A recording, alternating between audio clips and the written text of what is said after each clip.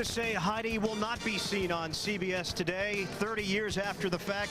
We do know that this one will be seen from start to finish. The Jets and the Colts from the RCA Dome. A look at the standings in the AFC East. Jets tied for the top spot with Miami at 6-3. They are undefeated in the division.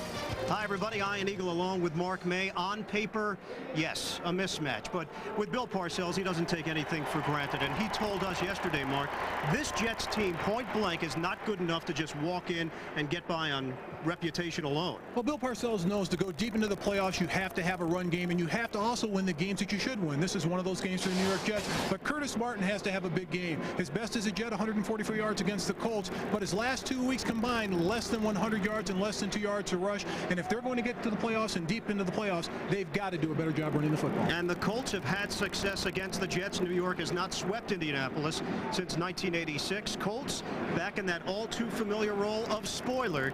And we'll have the kickoff coming up. Jets and Colts from Indy after this.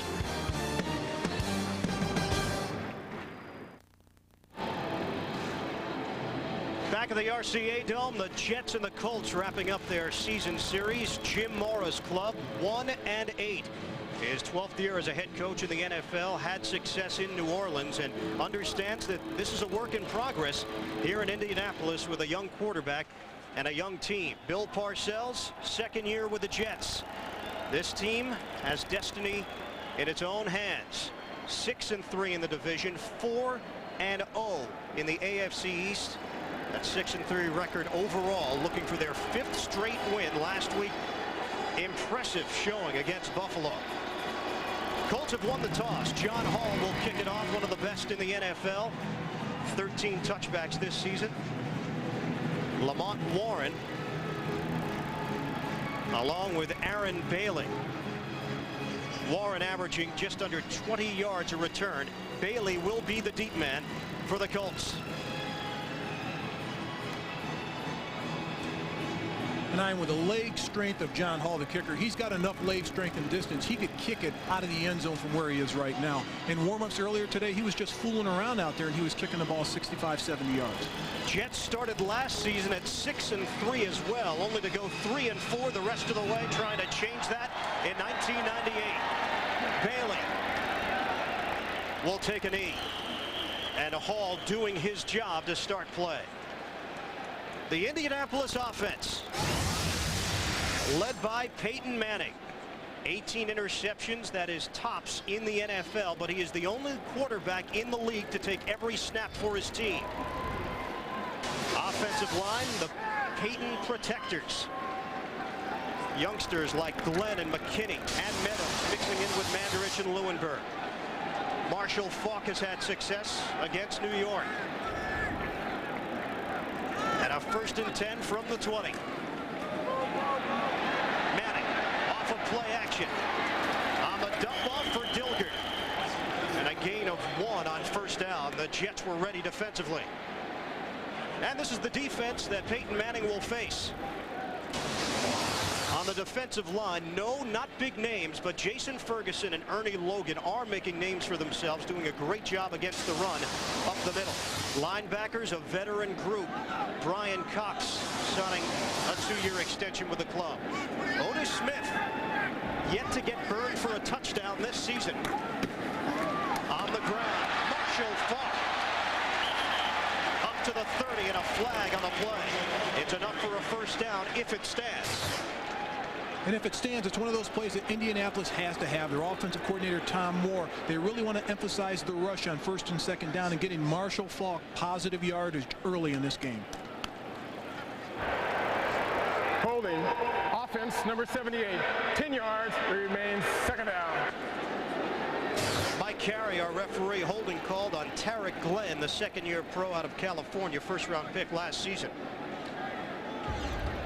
And Tarek Glenn's one of those guys that when we talked to Jim Moore said that he has improved the most as anybody on this offense. He's been doing a good job of drive blocking, pushing people off the line of scrimmage, and here he does a good job of pushing the defender down the field. He just falls on him. I don't know if that's a holding call. For me, an offensive lineman that can knock a guy 5 yards off the ball, I'll take that every time. So they'll back it up. 2nd and 19 now from the 11. Using the play fake. Manning throwing it up wide open. He couldn't make protection to Marvin Harrison. And Peyton Manning wishes he had that pass back. Had Marvin Harrison wide open in the middle of the field. A nice deep post pattern by Marvin Harrison. They wanted to use his speed and get him out there. Here he is on the outside. He's going to hit, make his move for the post right there, and turn and look for the ball. He's wide open. That's a touchdown if that ball's put to the inside rather than the outside behind him. Manning overthrew the pass. Aaron Glenn was faked out on the play. Colts will go with 4 receivers, 7 defensive backs for New York on 3rd and 19. Manning operating out of the shotgun. They've been using that quite a bit this season, and the play never gets off. Flags.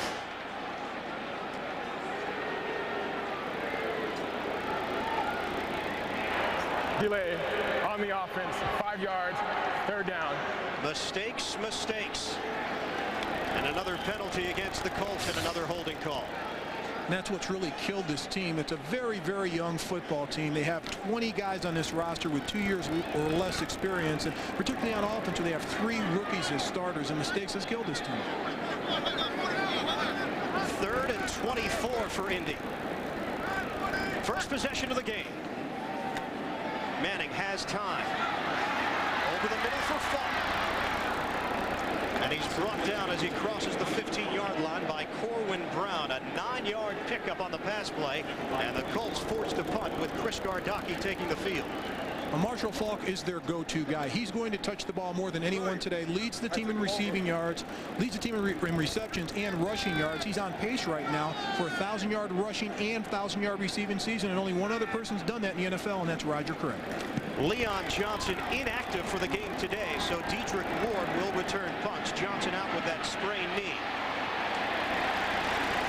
Good field position for the Jets to start off with Marcus Pollard making the stop on special teams. And Vinnie Testaverde, the top-rated quarterback in the AFC after 12 years in this league. Testaverde getting noticed. The numbers speak for themselves. The 15 touchdowns, 3 interceptions. What a tremendous ratio. Parcells has not been happy with the guard play. Todd Berger and Matt O'Dwyer, but they are the starters. Curtis Martin under 100 yards combined in his last 2 games. Both, though, were victories. Brady in motion on 1st and 10 from the 43. Testaverde is picked off on the first play. Flag throw. Just like 1 week ago, Testaverde's first throw, an interception. It happened against Buffalo. We'll see what the flag is. Jason Belzer with the INT. A little hands to the face. Offense from the 70. That penalty is declined. Indianapolis ball. First down.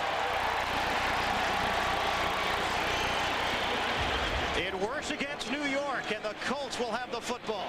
Well, to start this playoff, it's a poor fake to the running back, Curtis Martin. No one bites on the play fake, but it's a great job of reading the play by Jason Belzer. He moved from free safety to strong safety, a position he played in college but hadn't played in the last 7 years, and he did a great job of reading the eyes of quarterback Vinnie Testaverde. Belzer's first interception of the season. And how about that? Testaverde picked off by Buffalo last week on his first pass. Same holds true today. Manning looking to make something happen on first down.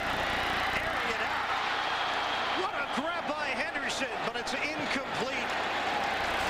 The officials say he trapped it. Jerome Payton, the intended receiver. Great effort by Henderson.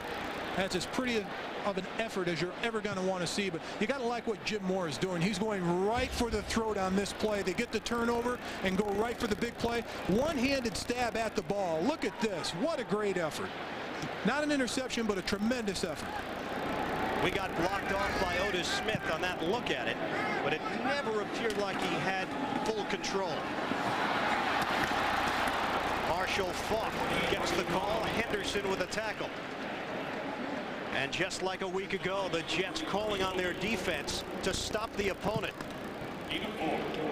And they've done a great job of doing that over the course of the last 6 games. They're one of the best in the NFL, and it's Bill Belichick. He's got great packages. He knows how to utilize his talent. Brian Cox uses them inside, uses them outside. They don't blitz a lot because they don't have to, because they play great coverage deep, and they get a good pressure by the 4 guys up front. They know how to collapse the pocket. Marshall Faulk has a chance to become the second player in NFL history to produce 1,000 yards on the ground and receiving in the same season. Roger Craig, the first man to do it for the 49ers. In the flat, Faulk walking the tightrope on the sideline, and a first down for the Colts. And that's pretty. If you want to see somebody walk a tightrope, Marshall Faulk does a great job of a balancing act down the sidelines, but they know that they're going to have to go to Marshall Faulk. The Jets know it. The Colts know it. He's their go-to guy. He's the wagon guy. Hitch him up. He's going to pull the load. Look at the move he puts on Henderson here to the outside. Now watch him right down the sidelines get the first down. Tremendous effort by Marshall Faulk. Bill Parcells talked to us about the skill position players that this Colts team has. He thinks they're as good as just about anybody in the division. But the club is 1-8 overall. Trying to go up the middle, Faulk. Ahead to the 20-yard line. Gang tackle there after a pickup of 2. Some words exchanged after the play. It'll be 2nd and 8 coming up. Some words exchanged after the play. You have to know that 51, Brian Cox from the Jets, has got to be somewhere close to that problem. And he's a guy that's really led this team. He's had a checkered pass on the field of play, but I'll tell you what, as a player, he comes up and shows every Sunday, and they just love him. He's been a pro so far this season. He's kept his mouth shut and has done most of his talking with his play on the field. Torrance Small checks in as the 3rd receiver for Indy. On the pitch, Faulk looking for blockers, and upended, shy of the first down.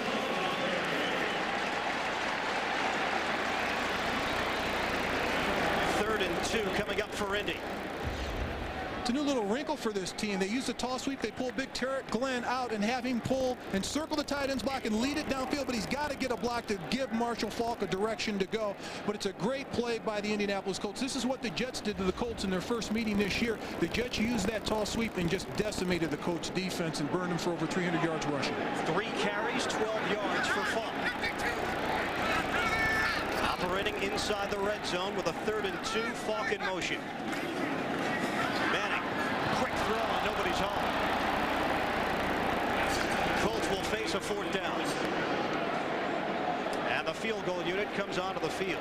And that's a situation on that last play. Mo Lewis blitzed, and he's hot. You're going to see him on the right side blitz the quarterback right here. And what he does is he puts enough pressure on quarterback Peyton Manning and his hands in his face that Peyton knows he's not blocked. He's got to get rid of that ball. But your wide receiver on the outside, Marvin Harrison, he's got to break free and make a move, and he's got to get open instantaneously, and he didn't on that play. Mike Vanderjagt, the rookie out of the CFL, will attempt a 31-yard field goal, trying to get the Colts on the board first. The kick. Straight through. And Indianapolis, off of the turnover, produces 3. They take the lead here in the first.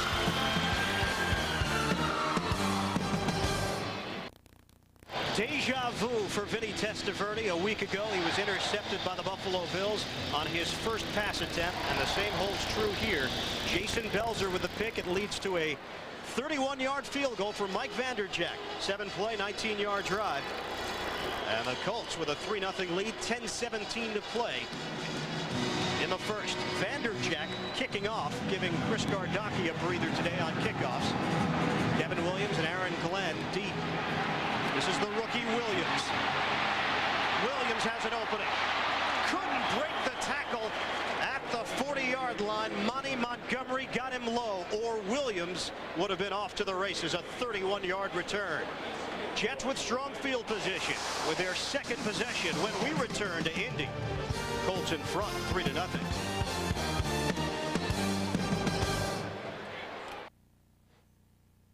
The NFL on CBS is sponsored by Southwest Airlines, proud sponsor of the NFL and official airline of the Super Bowl. Chrysler, engineered to be great cars. And by 10-10-2-20.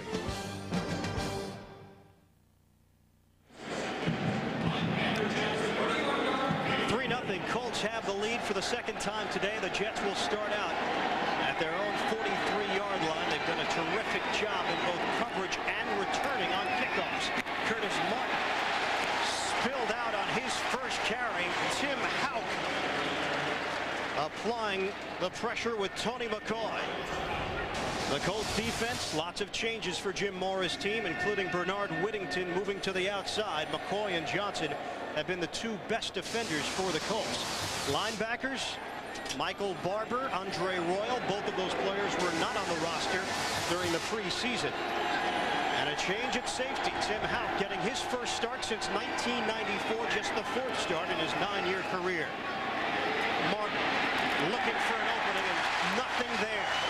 The Colts were once again prepared. Jeff Burris, the first man to get there, setting up a 3rd and 7 from the 46. And Jeff Burris was first to get there, but Tony McCoy, the defensive tackle, is roaming sideline to sidelines on both those toss sweeps. They're having the defensive tackle from the inside follow the play down the line of scrimmage as soon as he sees the ball's tossed, plus the linebacker play of the Colts. They have a new, different linebacker core than they had the first time. Now they've got Elijah Alexander on the outside, Michael Barber on the inside, Andre Royal on the other side, and they've got more speed and athleticism at the linebacker position. Testaverde, play fake, steps up and throws to Mr. First Down, Wayne Corbett, remaining on his feet across the 30-yard line. Everybody knows the Jets go to Wayne Corbett on 3rd down, and it doesn't matter.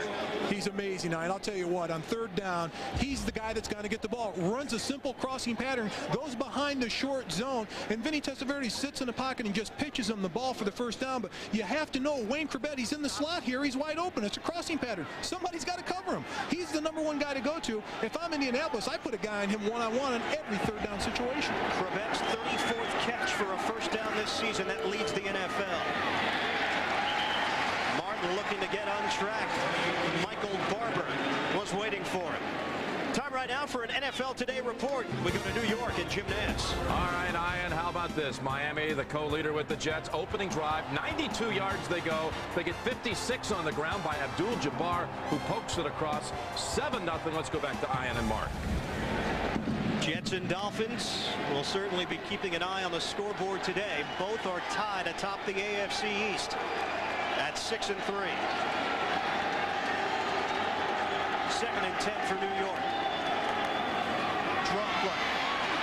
Martin driving ahead to the 20-yard line.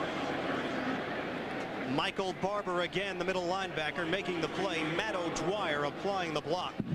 Nice job by the offensive line up front, not allowing penetration. There's only 4 guys on the line of scrimmage, but Curtis Martin's going to feed off his blocks of his right guard and center right there, beat a tackle right there, and take the ball down the football field.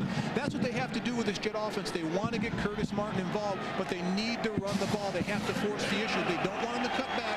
They don't want to make cheap plays like draws. On 1st and 2nd down, those are the plays they need to get Curtis Martin 4 or 5 yards of credit.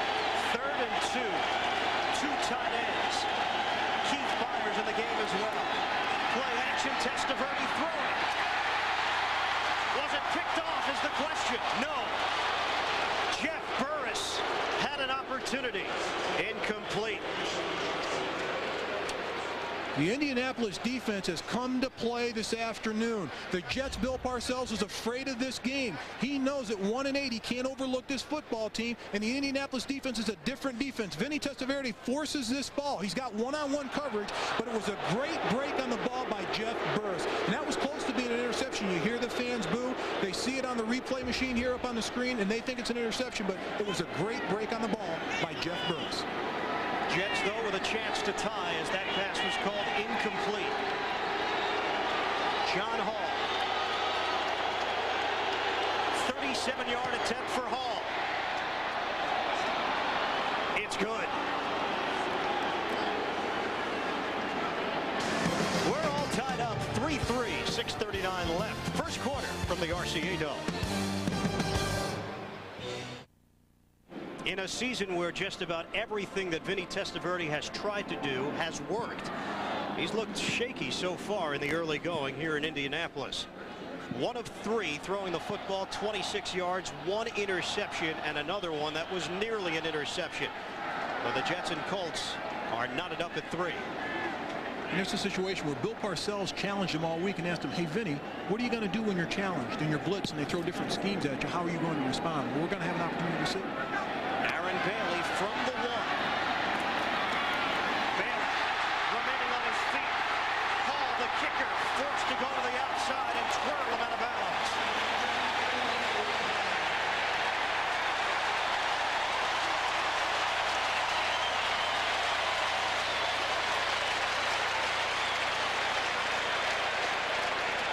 John Hall came over to make the hit, flagged down on the play. Now is at the end of the play. John Hall, instead of just pushing him out of bounds, swung him out of bounds and threw him. And John Hall's not a little guy, very physical. He's 4th on special teams and tackles. Personal foul, unnecessary roughness on the kicking team. Number 9, 15 yards, automatic, first down.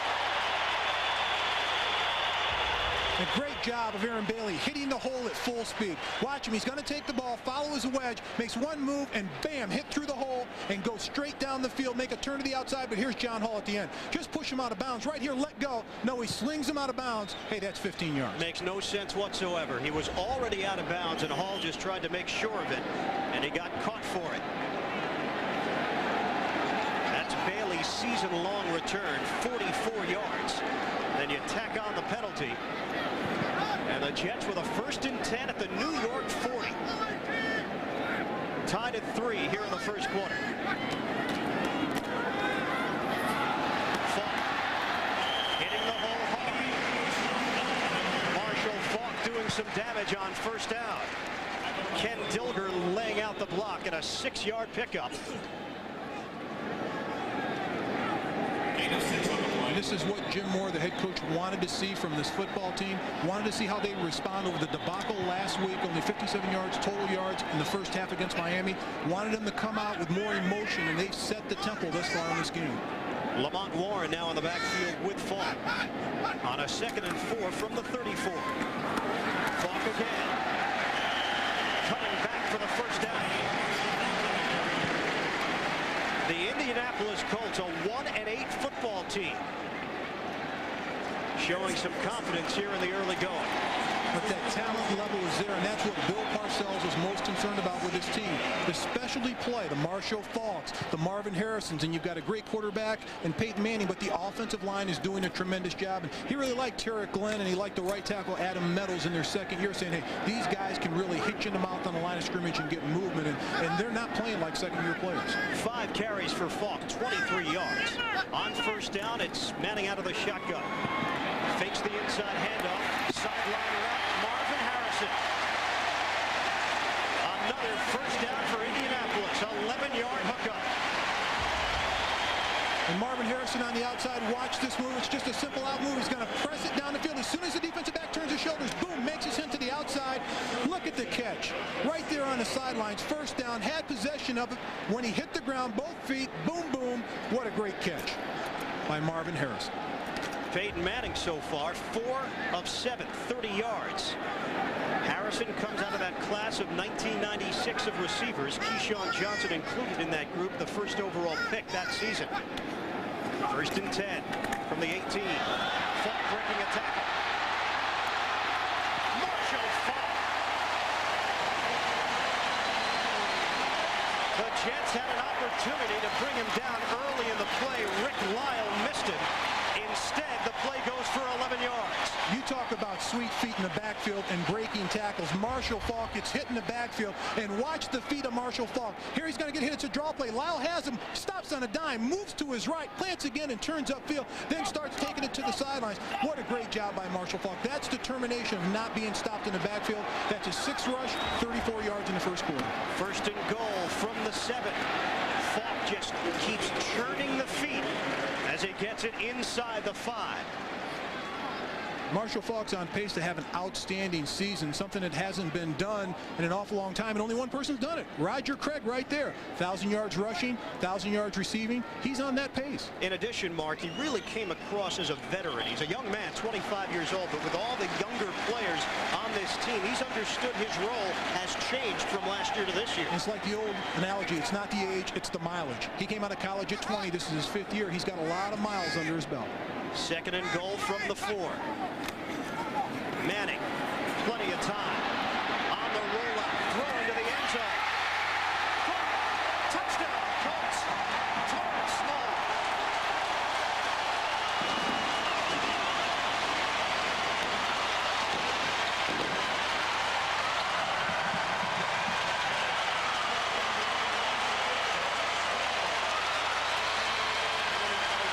Aaron Glenn was all over it. Good concentration by Small. And Small went over the top for this touchdown. This place is erupted. And we talked to Jim Moore yesterday. He said, hey, we need more veteran leadership in there. We're going to get Torrance Small involved. Well, they do right off the bat. Goes over the top for the reception and just takes it away from Aaron Glenn. Tremendous catch by Torrance Small. Third touchdown of the season for Small. The extra point from Vanderjagt. This is not what the New York Jets expected. 10-3. Colts have the lead here in the first.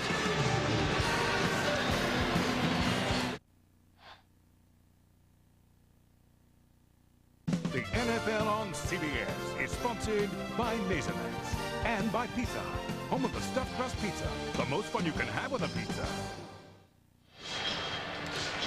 Peyton Manning, touchdown pass to Torrance Small to give the Colts a 10-3 lead with 3:25 to play in the first.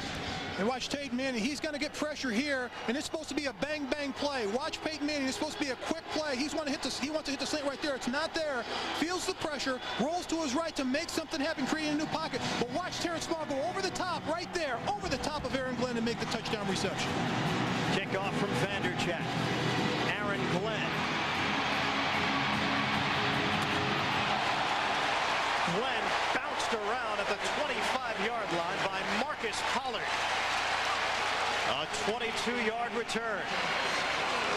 The Colts and their fans juiced up here at the RCA Dome. 10-3, Indianapolis.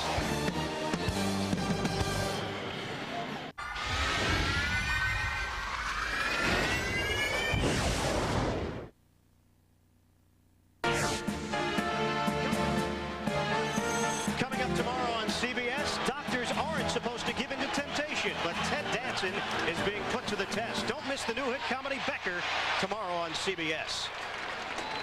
Curtis Martin gets the carry on first down. Todd Berger providing the block and a gain of 10. Jeff Burris the tackle. Nice job by the offensive line in creating a seam on the right side for Curtis Martin to hit. And he hit the hole hard cleanly and turned it up to the outside. The Jets attacked the Colts in their first meeting this year by putting pressure on the outside at the defensive end position, the offensive tackle position, and outside of that on their sweeps. And that's where they got a ton of yards against this Indianapolis Colts defense. They'll bring out the sticks. See if it was enough for the first down. To the Pro Bowl, Alex Terrific. Stands aisles 118, 148, and 149. Not quite. Just a little bit short. It'll be second and inches coming up for New York. Bring your full eyeglasses. Let's Raptor. You know, with Bill Parcells, you're not quite sure if it's just rhetoric. But he did seem concerned about this matchup. You look on paper, you say, well, what's the big deal? The Colts can't beat anybody. Their lone victory against San Diego this season. But Parcells seemed a bit concerned yesterday when we spoke with him. Well, there's talent on this team, particularly offensively with the Colts, and he's been in this situation before. The Jets have played at such a high level the past 4 and 5 weeks where they've played teams with winning records, teams that are hoping to go to the playoffs. All of a sudden, in the back of the player's mind, they see the Colts at 1-8, and he knows psychologically that he's going to have to keep this team at a high level for this team because Indianapolis always plays well at home. Regardless of the record at 1-8, they play every opponent tough at home. It all began for Vinnie Testaverde against this Colts team. Week 3. Testaverde getting a start for the first time in the Jets uniform. Glenn Foley injured at that time. Now he's cemented as the #1 guy. Brady in motion. Second and inches. Inside handoff. Keith Byers. First down to the 45.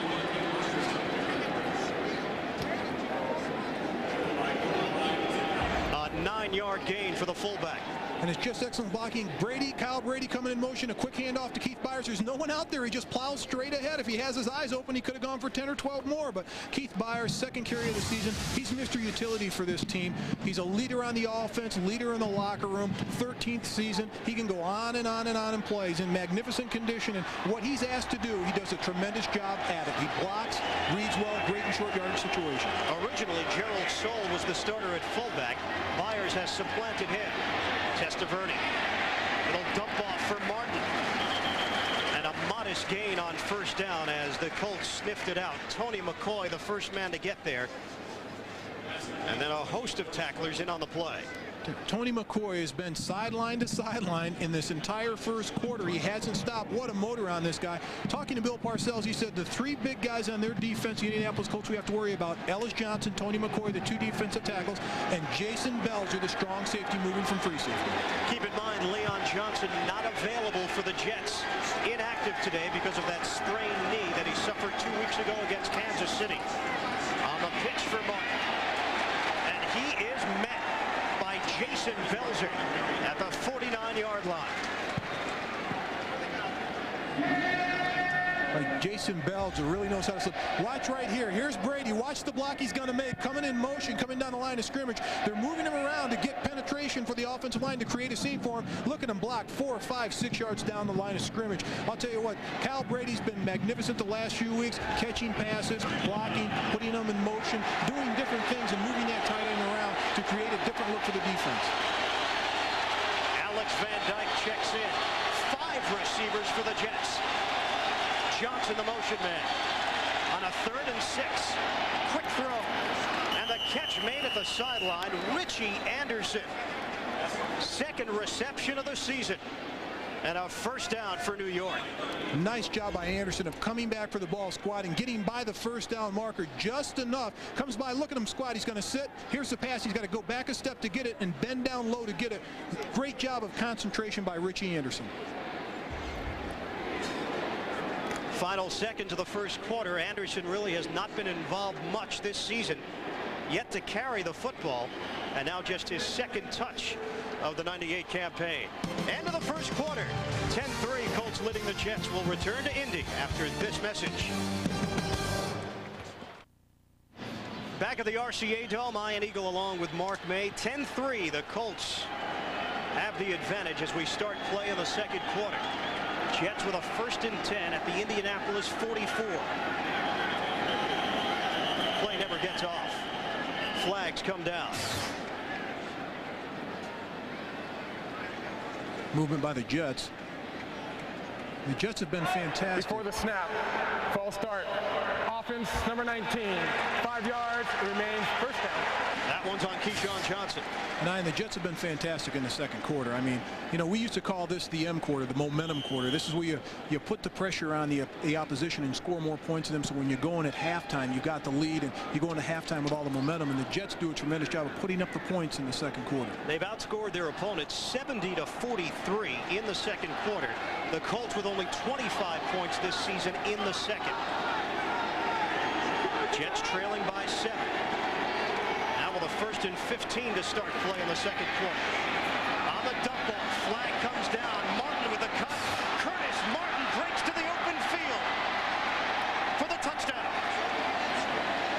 And that's coming back. Matt O'Dwyer in the center of the offensive line. He's the right guard. He's going to be called for holding on that play. Tackled Tony McCoy from the back. And this is unlike Bill Parcells' team to make mistakes like this. Holding. Offense number 70, 10 yards, first down. And we talked about Tony McCoy before. He's been a handful in the interior line. The defensive tackle from the Colts beat Matt O'Dwyer. And you're going to keep an eye on number 70 at the right guard position. Matt O'Dwyer, he's up. There he is over there. And Tony McCoy's across from him. He beats him to the outside right here. Now he's got to hold him. He's got to let go. He's wrestling him to the ground. Hey, that's a clear holding call. Once he gets to the outside, you've got to let go of him. You can just let the cable go. Bill Parcells has not been content with the guard play. He was toying with the idea of activating Doug Karczewski and Alex Bernstein, a pair of rookies. Both are inactive, so he put his faith in Berger and O'Dwyer. And O'Dwyer with a costly error. A 49-yard touchdown pass brought back. Martin on the ground. On the ground, literally. Andre Royal. The Colts are just not getting fooled on these running plays. And I talked about that before. The outside speed of the linebackers on the outside. Keep an eye on them. They're not the same linebackers that Jets faced the first time. Royal gets penetration upfield. More speed by these linebackers out of the Colts the second time around facing the Jets. But it's the penetration upfield by Andre Royal. And there's another linebacker, Elijah Alexander, from the other side, topping the play off. But these guys will not let the Jets get to the edge and circle the defense. Jets moving in the wrong direction. A 2nd and 29. Testaverde Testaverde airing it out. Wayne Corbett with the catch. Corbett, it's a foot race, and he's in. Touchdown, Jets.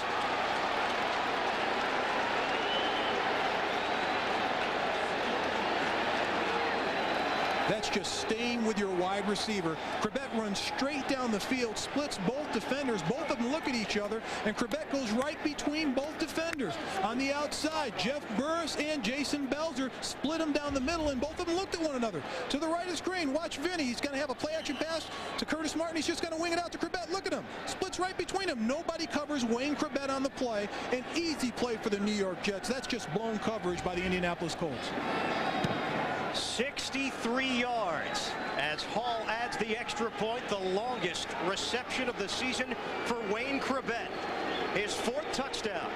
And just like that, we're tied at 10.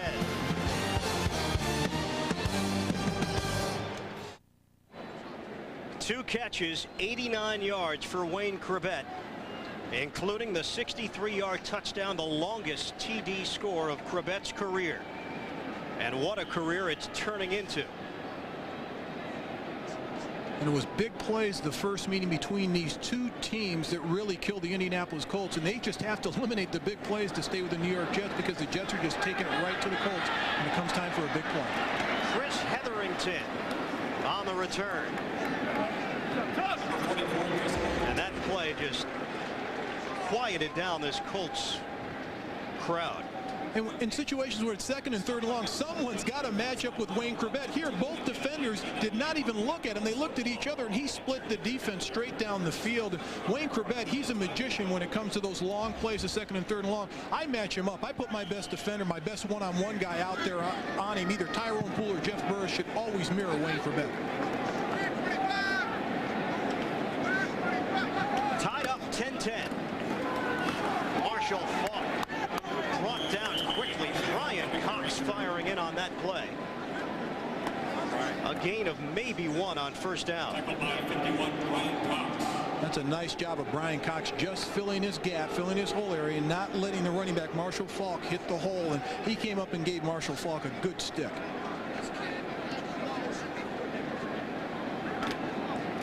Colts tied with Washington and Carolina for the worst record in the NFL. They've suffered 4 straight defeats. Jets have won 4 in a row and remain undefeated in the division. Bootleg off the play action. Incomplete. Had Jerome Payton in stride. Aaron Glenn able to get in on the play and jar the ball loose. And that's a nice job by Aaron Glenn of timing this defensive play down. The ball's in the air. It should be a reception right there. As soon as he touches the ball, that's Aaron Glenn putting his arms around the wide receiver and stripping him of the ball. Jerome Payton right there. As soon as he touches the ball, the defenders hit. If you're close enough, grab the arms and strip the arms. Jim Mora looking for more consistency from Payton and his other rookie receiver, E.G. Green. 3rd and 9 for the Colts. 7 defensive backs for the Jets. Get it off before the play clock ran out. On the rollout, Ken Dilger the catch. And he's sprawled out just shy of the 40-yard line by Aaron Glenn. We'll see where they spot the football.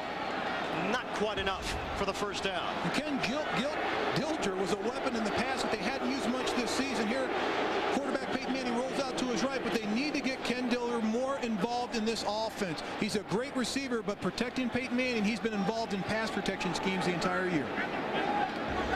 Chris Gardocki, the punter, averaging over 44 yards per punt this season. Dedrick Ward waiting for the Jets at his own 16. Fair catch signal made. Jets will have the football when we return to the RCA Dome. Tied at 10 in the 2nd.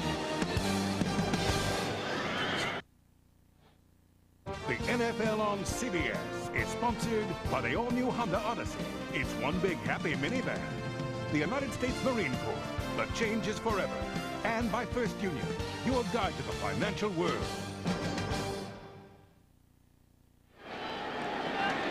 The Indianapolis Colts trying to play that role of spoiler as They're tied with the Jets, 10-10, 12-15 to play here in the first half. Jets have the football, a 1st and 10 from the 18.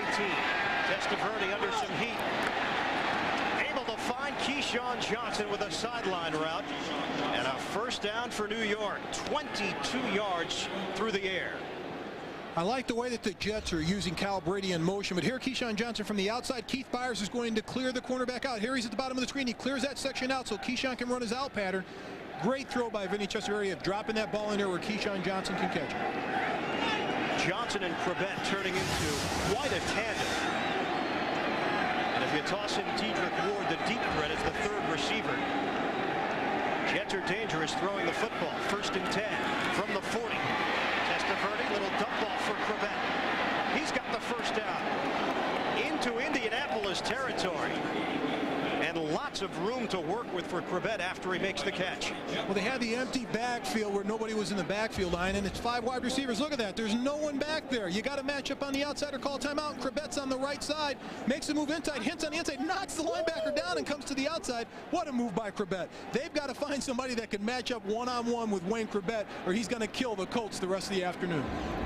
Corbett with his 5th career 100-yard receiving game.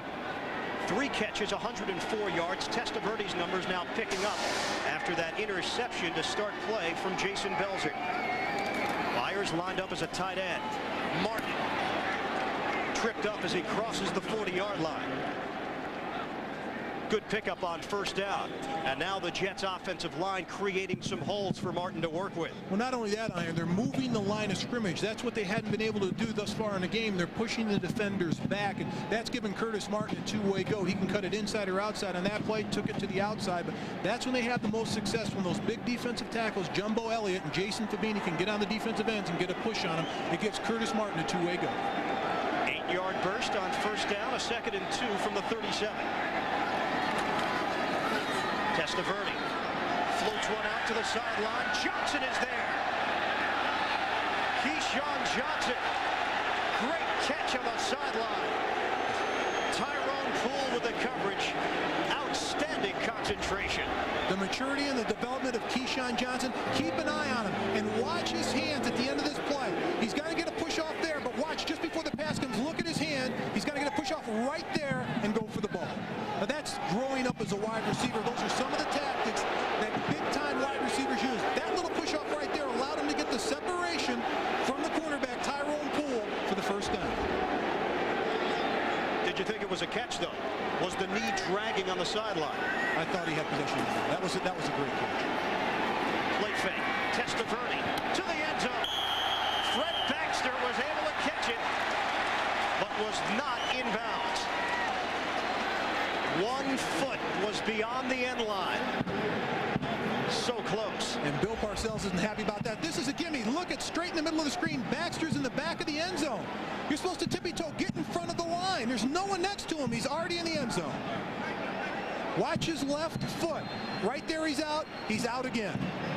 There's no one. Look at that. No blue jerseys around him. He's got a ton of room to get open. And Bill Parcells, look at him. He's not happy because he knows that was a gimme. Baxter will go to the sideline. It was a great call by the coaching staff. No points to show for it. 2nd and goal. Martin, stutter step. Able to spin his way down to the 2-yard line. Ellis Johnson able to get him low. It'll be 3rd and goal coming up from the 2. This is the area where the New York Jets have had problems, when they had to mash it and play smash mouth football in the goal line and red area. And right here, Curtis Martin does a great job of stutter stepping and going around the block, but they have not been able to press the issue. Just take the ball right off the tackle and smash it into the end zone, and that's what Bill Parcells wants to see from this offensive unit. Martin, 3 rushing touchdowns this season. Gerald Soule has checked into the game for New York. Play action. Testaverde losing the football. What a break for New York. Fred Baxter heads up in the backfield to recover the loose ball. Michael Barber jarred it loose. Testaverde under some heavy heat after taking the snap. And he does a great job of timing this. Look at Michael Barber in the middle. No one touches him. Curtis Martin ducks his head. You've got to see him to hit him. And Michael Barber does a tremendous job of coming straight through the middle, going after the quarterback's arm and knocking that ball out of there. John Hall Brunell is on for the 40-yard field goal attempt. He hit from 37 yards earlier. Hall got it. And the Jets have their first lead of the day. They don't get the touchdown. They settle for 3. 13-10, New York. The Jets with a 3-point lead, 8:31 to play in the second quarter. The NFL comes alive on CBS Sportsline. Log on to the Players Chat. Thursday night, 9 p.m. Eastern. Chat live with Jaguars quarterback Mark Brunell at cbs.sportsline.com. Aaron Bailey awaits the kick from John Hall. 13-10, New York. Bailey from the 6. Brought down shy of the 30-yard line by Dwayne Gordon on special teams. A 23-yard return for Bailey. Tomorrow on CBS, is Raymond a prisoner in his own marriage? That's the big question. Find out as King of Queens star Kevin James drops in on Everybody Loves Raymond. It's all part of Shameless Crossover Monday right here on CBS. Colts with a 1st and 10 at the 29-yard line. They had a 10-3 lead. They now trail 13-10. Play action. Manning fires a pass to Harrison. Got across the 30-yard line. Not much of a gain through the air on first down. What makes this play go is the fake to Marshall Faulk. They have to respect him. Here's Brian Cox reading the play. He's going to drop back. He sees it's a play action pass, but he had to step up first. He's going to get there and make the tackle, but he would like to get there a lot earlier. But that's great determination on a linebacker going across the field and getting beaten and suckered in on the fake to the running back Marshall Faulk. On second down, Faulk putting the head down and driving ahead to the 38-yard line. Brian Cox making the tackle. Now you've got to like the way Brian Cox makes the tackles. It's not just a tackle. He makes something happen on the tackle. He doesn't want to just tackle the guy. He wants to really impose hurt and pain on a running back and let them know that, hey, if you're going to come in my territory, you're going to pay the price. Not enough for the first down. It'll be 3rd and 1. Time ticking away, coming up on 7 minutes to play in the second quarter. Double tight end set with Dilger and Pollard. Hetherington in the backfield. Faulk gets the call, and he's got the first down.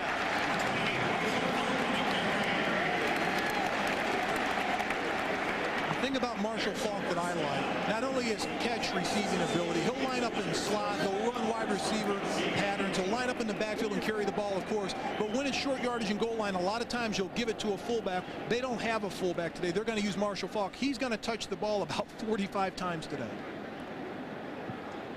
Adam Meadows was slow to get up, and now the medical staff from Indianapolis comes out onto the field.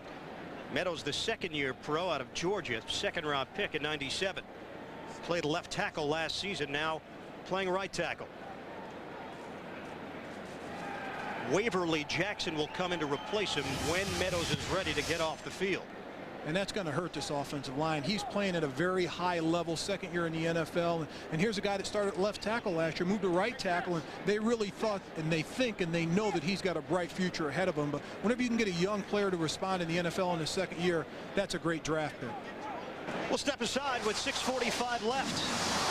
First half, 13-10, Jets.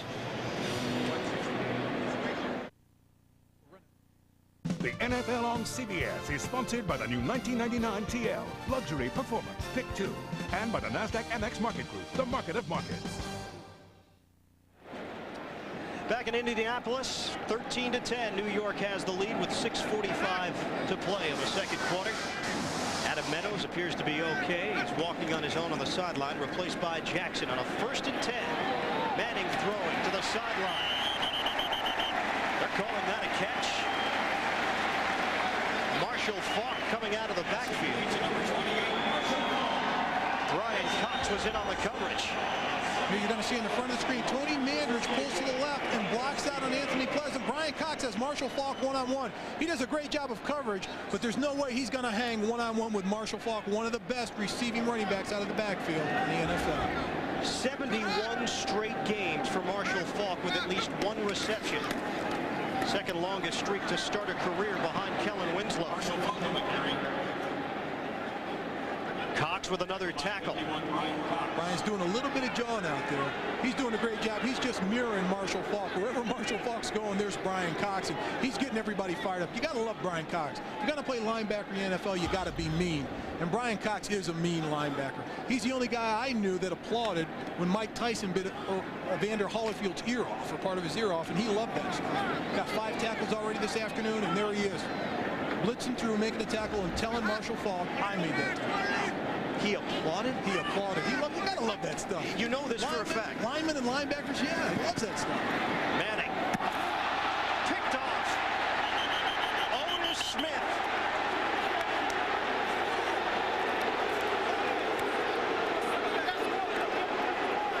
Jerome Payton, the intended receiver. That's a nifty job by Otis Smith. Jerome Payton just falls down. Here it is, one-on-one with Otis Smith. Jerome Payton has to get up if you're going to fall down. Otis Smith running for him stride for stride. He makes his cut. Right here, he's going to fall. He's going to get his foot stepped down, but Otis Smith stays with the ball. Stays with the ball. He gets his feet tangled up with Smith, but Otis Smith is a veteran enough. He's been playing enough and long enough to know to keep your eyes on that ball. You can make a big play. Inadvertent contact, is that what you think? Oh, inadvertent at all. They were just got their legs mixed up, stepped down. Sometimes that happens. It's not intentional, and they're going to let them play. When that happens on the outside, the officiating crew will let them play. 20th career interception for Smith. Off the turnover. Martin. Solid gain on first down as he cut it against the grain. Jumbo Elliott with the block.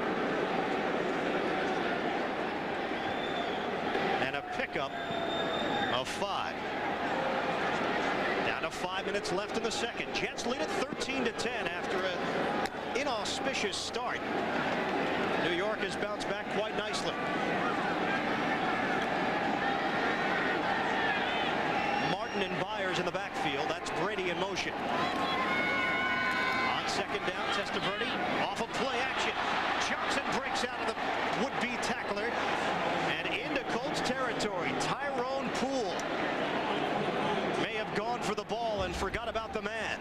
And this is a job of a big man going against a little man and using his body. Look at the turn right there. Just shields him off with his body. Tyrone Poole does not have a chance on this play. Keyshawn Johnson has stepped it up another level. He keeps getting better each and every week, and that's just a great play of using your body against a small defender. 3 catches, 73 yards for Johnson, and a 1st and 10 at the Indy 45. Pitch to Martin. Getting back to the line of scrimmage. Time now for an NFL Today report as we head to New York and Jim Nantz. All right, Ian, along with the Jets, one of the hottest teams in pro football, the Tennessee Oilers. And Steve McNair has given them the lead now. He connects with Willie Davis for the touchdown. And it's now 10-7 with 3:29 before halftime. Back to you. Tennessee Oilers. A couple of weeks ago, they knocked off Pittsburgh. It's given them some momentum. And the Oilers and Jets will meet in Nashville next week. Testaverde on the give, Martin. Curtis Martin as he got across the 35-yard line. Enough for a New York first down. And Curtis Martin does a good job of moving his feet in the hole. Watch him. He's going to juke and jive. It's a nice little draw play. Good lead block by Keith Byers right there. Well, watch the moves. Avoids 2 tackles right there and just takes the ball straight ahead and tries to run over Tim Houck. The big block thrown by Keith Byers was enabling Curtis Martin to get through the hole and get positive yards past the line of scrimmage. He wasn't touched until he was 6-7 yards downfield. He got off to a slow start here today. Now 12 carries, 46 yards. Martin had 144 yards in the first meeting. Going up the middle. He's a workhorse. Bill Parcells has been questioned about that, using Martin as much as he has. No Leon Johnson today. Gerald Soule would then be the backup running back. And Parcells now sees Soule more as a runner as opposed to a fullback when he acquired him from Green Bay.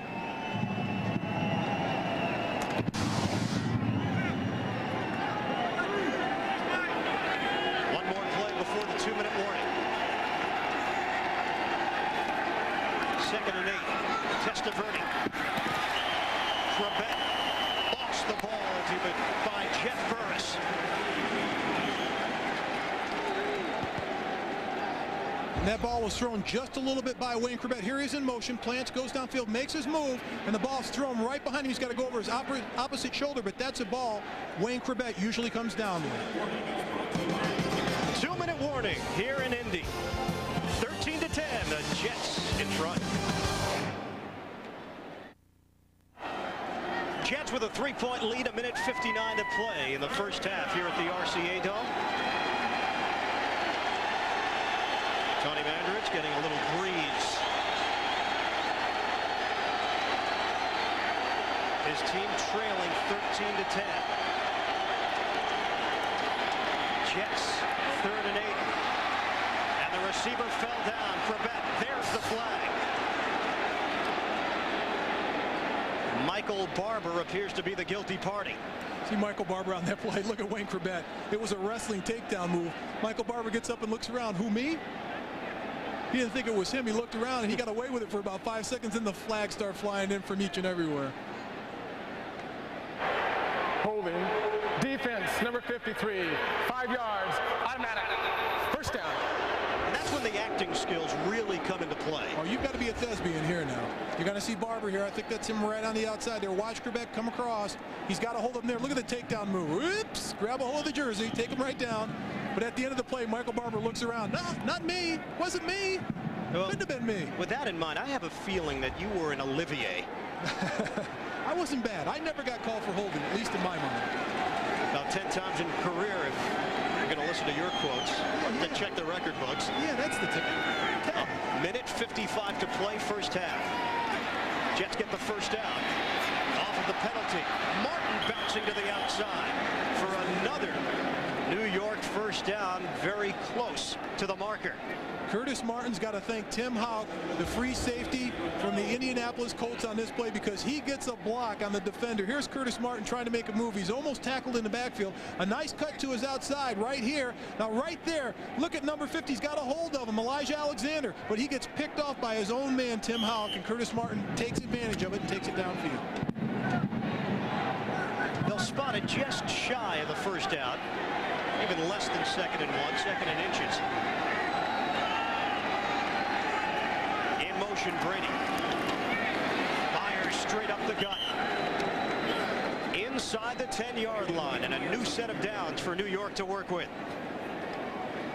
Coming up, the NASDAQ Amex halftime report. Jim Nantz, Marcus Allen, Brent Jones, and George Seifert will get you caught up on all the scores and highlights, plus a preview of the Franklin Templeton Shark Shootout final round.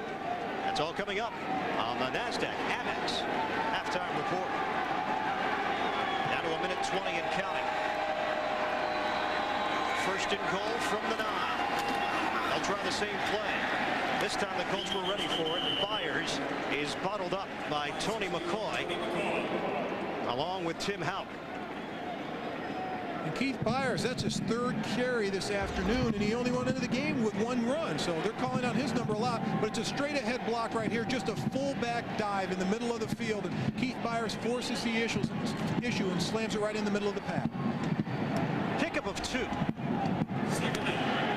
Under a minute left now. First half, 10th play of the drive.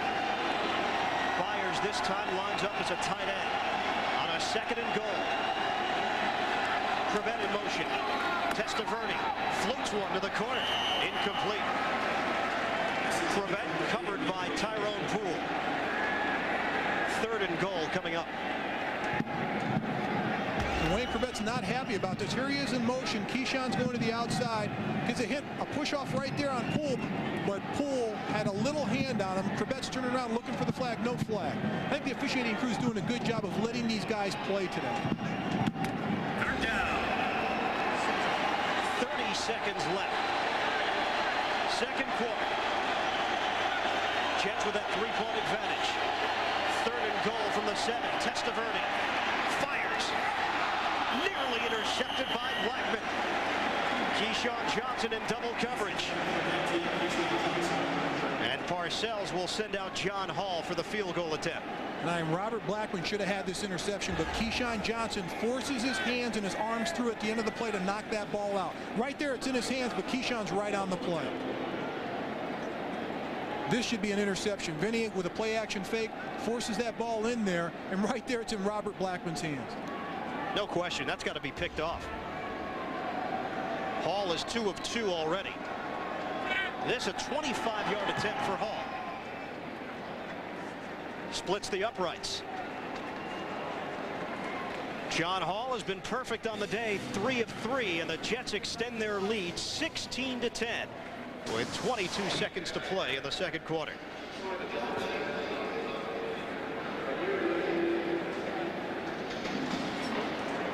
As mentioned, the NASDAQ Amex halftime report will be coming up momentarily.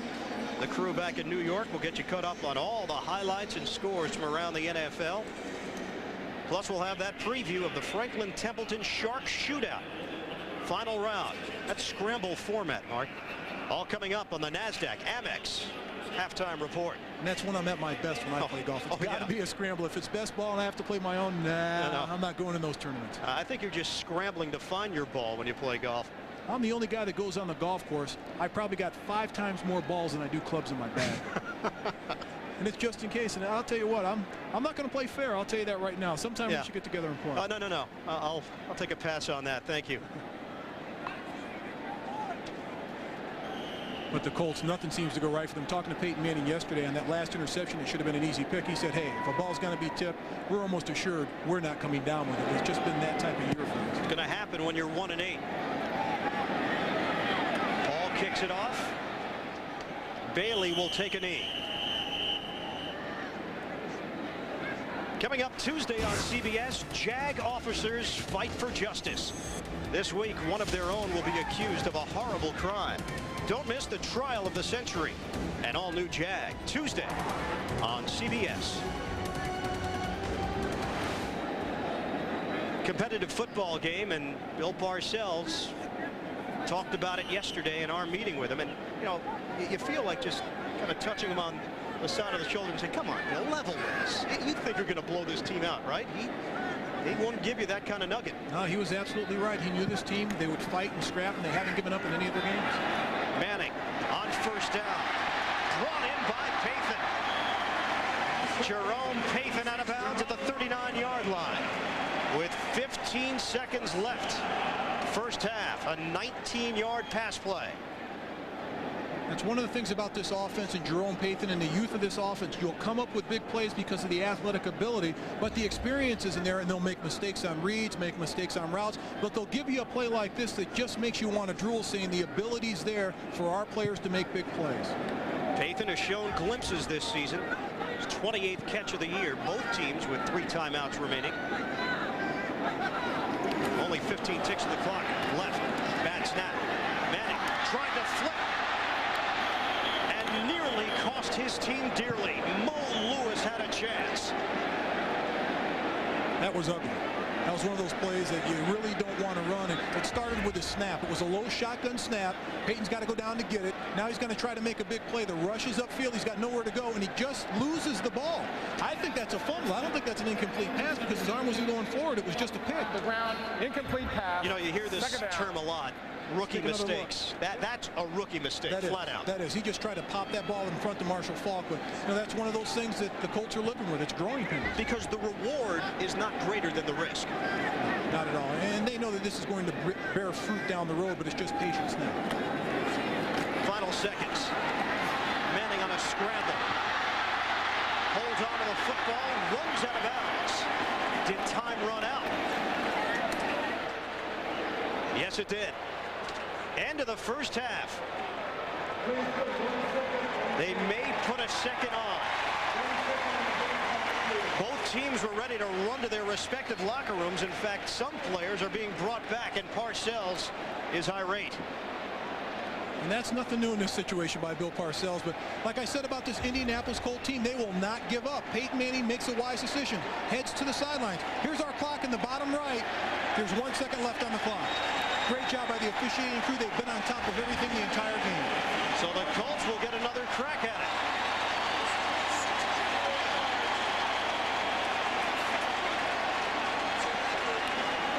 They're going to try a field goal. 64-yard attempt. This would be an NFL record. Jason Elam tied the NFL record last season. Now it's 63. Mike Vanderjagt definitely has the leg to make this. This is to tie the record. 63-yard attempt from Vanderjagt. It's up and well short. Returning it, Aaron Glenn. Remaining on his feet, Glenn. Glenn's got some blockers. Aaron Glenn down the sideline. Looking for another blocker. Glenn to the end zone. Do you believe that?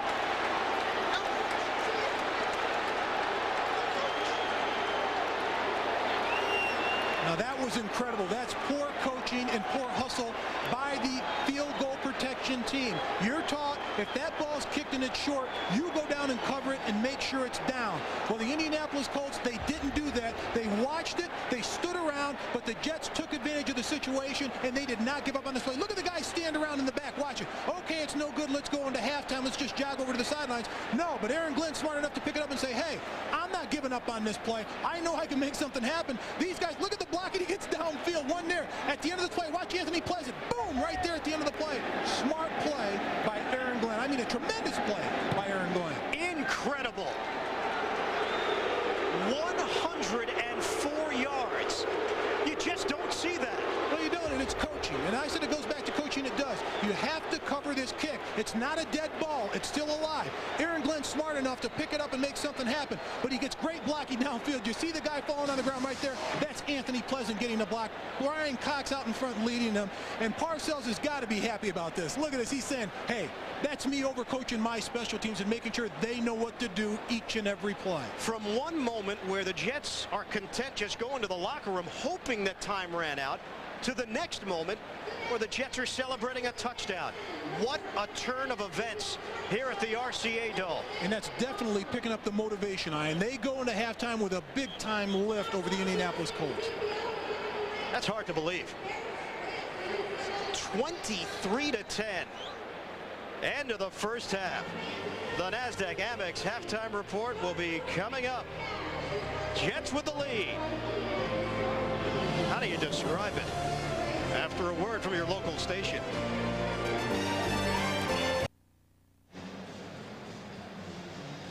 Back at the RCA Dome, 23-10. The New York Jets leading the Indianapolis Colts at halftime. Ian Eagle along with Mark May, and one of the most bizarre endings to a first half that you will ever see. Mike Vanderjagt attempting a record-tying 63-yard field goal, only to have Aaron Glenn return it. Now, the field goal almost acts as a punt unless it goes out of the end zone, which it did not. It came up well short. Glenn knew it was a live ball, and Jets took advantage of it, Mark. Absolutely, but smart play by the New York Jets. Let's take a look at Bill Parcells. He's coaching his team on the field. Get back. He's telling Aaron Glenn here, watch him. Get back. He's going to kick it deep. Get back. And he's pointing to him, and there's Parcells just saying, hey, I'm coaching you guys. Pay attention. Here's the kick. Here's Glenn moving back. There he is right there, listening to head coach Bill Parcells, and watch the kick. And I want you to watch the line of the Colts. I'll tell you, these guys, if you look at this, they're not paying attention. Bill Parcells has his team in the right place at the right time, but the Colts are standing at the line of scrimmage and not covering the kick. You have to cover the kick. If it's not downed or not kicked out of the end zone, it is a live ball like a punt. Here's the kick. They're going to kick it down. Aaron Glenn is smart enough to field this ball and go with it. Now look at all the blue jerseys way up at the top, and look at all the white jerseys that are down there helping them block. The blue jerseys are just standing around. The white jerseys are going and seeking blocks, and look at the blocks right there. Nailed. Pepper Johnson just knocked somebody down. Bobby Hamilton down the field, and here's Brian Cox. Look at him leading him down the field, getting the chip on the kicker. I mean, that's just smart play, Ian. And you have to give a great deal of credit to Aaron Glenn, who didn't speed up and just tried to look for the first opening and take it down the sideline. Aaron Glenn used the field correctly, saw that there was a wave of blocking to his left, took advantage of that. It is the longest return off of a field goal miss in NFL history. Al Nelson had the previous long. Philadelphia Eagles back in 1971. And, you know, the added element to all of this, Mark, is that the Jets were ready to just walk off the field. Peyton Manning stepped out of bounds with just a fraction of a second left on the clock. And the Jets take advantage of a play that really most teams would probably just fall on the ball and in the first half in that fashion. Instead, they get a touchdown. And I think that goes back to one, coaching Bill Parcells, a very well coached team, and two, the key element, the veterans. These guys have been around long enough, and they've been through a lot of scenarios like this where they're used to this situation, where a lot of the Colts are young players. They haven't been in this scenario before. It was a 16-10 lead prior to that play. Now the Jets in front 23-10. And Vanderjagt to kick it off. Aaron Glenn from the goal line. And Glenn is twirled down at the 20-yard line. Ray McElroy making the tackle. Halftime numbers. Jets got off to a very slow start, including on the first play from scrimmage for New York, a Vinnie Testaverde interception. Jason Belzer with the pick. But Testaverde picked it up, 166 yards passing in that first half. Manning with 79. He did have the one touchdown toss to Torrance Small. During the return, illegal block in the back on the return, team number 58. 10 yards, first down. James Ferrier, last season's #1 draft pick for the Jets, 8th overall out of Virginia. And that's one of those mistakes. The Jets don't want to start off in a hole in the second half. They've got the momentum after that big play going in at halftime. They want to retain the momentum in the second half, but ridiculous penalties on kick returns right off the bat, they don't help their cause. I don't know if you can have more momentum after that kind of play. Yeah, and there's less than a second on the clock, and all of a sudden Parcells is angry at the time because he thought the half was over, he wanted to go in. All of a sudden, boom, they get that kick return and it's gone. It's to the house. They had to call players back from their respective locker rooms. First down, just shy of the 10. Curtis Martin cutting it back and moving ahead to the 13-yard line. Tony McCoy with the tackle. 3-yard pickup on first down.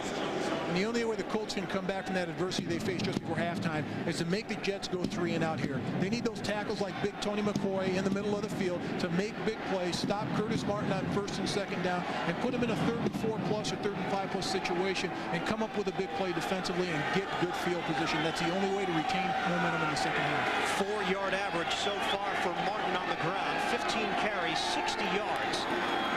Colts give up 4.7 yards per run. And now Curtis Martin running with some consistency here this afternoon. Jason Belzer and Michael Barber collaborating on the stop. Nice job at the left side of the line. Todd Berger turning his man inside. Jumbo Elliott turning his man outside. There's nobody left there. Curtis Martin gets 5 yards before he's touched. And Michael Barber has to grab him around the ankles to bring him down for the stop. Another New York first down. Keyshawn Johnson laying out a block. And Johnson will talk quite a bit about his blocking skills. He's proud of them. He should be. He's doing a tremendous job at it. That's one of the areas where he's really risen his level up and above more than the average wide receivers in the NFL. Straight ahead for Martin. Bertrand Berry making the tackle. Martin getting across the 25-yard line. 4-yard pickup on first down. Spreading it around. Most of his runs, though, have been up the gut. Martin, who had a string of 4 straight 100-yard performances up until a couple of weeks ago against Kansas City and then Buffalo. Combined, he fell short of 100 yards in the 2 games. Brady, the motion man. Pitch to Martin. He's got some room. Martin has a first down for New York. This is Bill Parcells football. Get the lead and just use as much clock as possible via the ground. Bill Parcells is a master protecting the league. At the top of the screen, watch 95. He gets blocked by the tight end, Kyle Brady. And they've been putting Kyle Brady in motion the entire day long. They'll bring him down to block out of the slot. They'll bring him down to pass protect. They'll bring him down to run routes in the middle of the field. And he's been instrumental in this game plan. Hasn't caught a lot of balls today, but he's all over the field making things happen. 4 plays so far here in the 3rd quarter for the Jets. All 4 have been to Martin. Nobody in the backfield on this 1st and 10 from the 37. Testaverde airing it out for Keyshawn Johnson. Juggles the football and takes a lick. Jason Belzer and Tim Houck involved. And this is the ball Keyshawn Johnson should have had. It's in his hands right there. He's open. He's by the defender. He's covered by a middle linebacker, Elijah Alexander, and he beats him, but he can't bring the ball down, and all the blue jerseys converge around Keyshawn Johnson. But they got exactly what they wanted. They put Keyshawn in motion, brought him back from fake motion, and got him one-on-one with the linebacker. He did his job. He beat him, but he just needs to come down with that reception. Now a 2nd and 10. In motion, Brady. 3 receivers. Deep drop for Testaverde. Tried to go over the middle for Martin. Ellis Johnson getting involved. Stops the clock with 11:59 to play in the 3rd. First possession of the 2nd half. That's a nice job by Ellis Johnson, a defensive tackle, of reading this screen. Vinnie Testaverde drops back. Curtis Martin just hides in there. It's a little middle screen, but there's Johnson right there, Johnny on the spot to knock that ball loose. There is this unpredictable nature for the Jets, both offensively and defensively, and it's been part of the reason why they've had so much success. You just don't know what to expect from them on either side of the ball. 3rd and 10. Testaverde, the punt, loses the football as he was hit from behind by Barry. Jets, though, get it back with Testaverde covering up. It's just as you said, Ian, you don't know what to expect out of this Jet team. It's almost feast or famine. It's big play or it's a mistake. And that was a great pass rush by the defense of the Indianapolis Colts. But watch Vinnie Testaverde, smart play. He gets nailed from the backside, but he's smart enough to come up with this football. And Burt Barry gets a stick on him and knocks the ball loose, but Vinnie Testaverde comes back with the football. John Kidd, whose job is in serious jeopardy. His first punt. Bailey the return. Out to the 43-yard line. 39-yard punt. 13-yard return. Colts football when we come back. 23-10. Jets in front with 11:28 left in the 3rd quarter. Colts with their first possession of the 2nd half. Marshall Faulk getting close to midfield to the 48. We talked about the Colts not catching breaks. Here was a missed opportunity, Mark. And watch Vinnie Testaverde. The ball's going to hit right there and bounce right back to Vinnie Testaverde. And we talked to the Colts, and Peyton Manning said, it doesn't matter where it bounces. It's not going to bounce to us as Indianapolis Colts. And when teams are winning, good things happen, and the luck's on your side. And right there, good bounce for the Jets and right in Vinnie Testaverde's hands. We talked about the unpredictable nature. Defensively, a lot of it has to do with that man, Bill Belichick. Long count for Manning. Faulk crossing into Jets territory and moving across the marker for a first down. Indianapolis winning with defense, 6-1 over their last 7 games, and the numbers play that point out. Only allowing 13 points per contest. Now obviously keep in mind in the first 2 games San Francisco and Baltimore did a tremendous job offensively. But since then, the defense has done the trick. And Belichick, who is the heir apparent to Bill Parcells, if Parcells decides to hang it up after 2-3 years, may get some calls about a head coaching job this offseason. That's the kind of job he's done for New York. And I think he definitely deserves it. I think the first time around when you're a head coach, you go through a lot of growing pains. He did in Cleveland. I think he learned a lot from the situation. But talking to Mo Lewis the other day, he's saying the one thing about Bill Belichick and his defense is once he finds out what you can do, and if you can do more, he'll let you do more. If you can do more than that, he'll let you do more than that. He'll keep giving you more and more to do with his defense and expands the defense right to the knowledge, to the brink of your knowledge as a player. And I think that's tremendous as a player. He'll let you do just about anything you can do as long as it fits in the scheme. 2nd and 8 after the 2-yard gain for Marshall Faulk. Manning, deep drop, wobbly pass intended for Harrison. James Ferrier was applying some pressure in the backfield.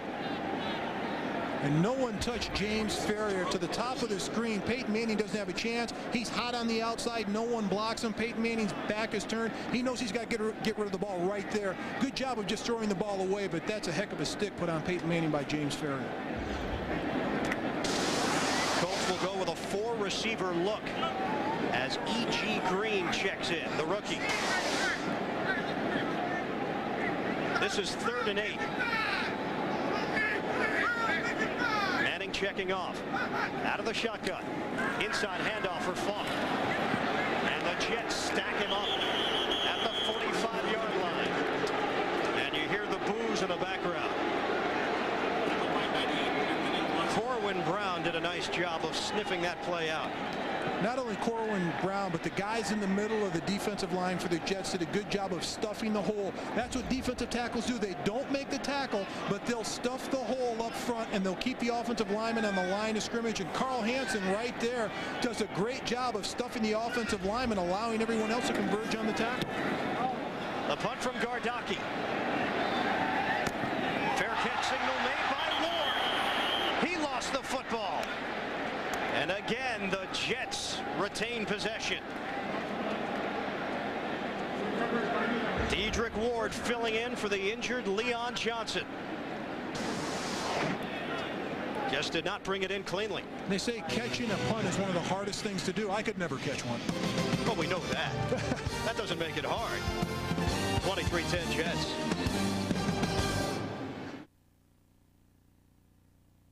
What are you going nuts at? It was. The NFL on CBS is sponsored by Southwest Airlines, proud sponsor of the NFL and official airline of the Super Bowl. Mitsubishi Motors, the all-new 1999 Galant, wake up and drive, and by the United States Postal Service.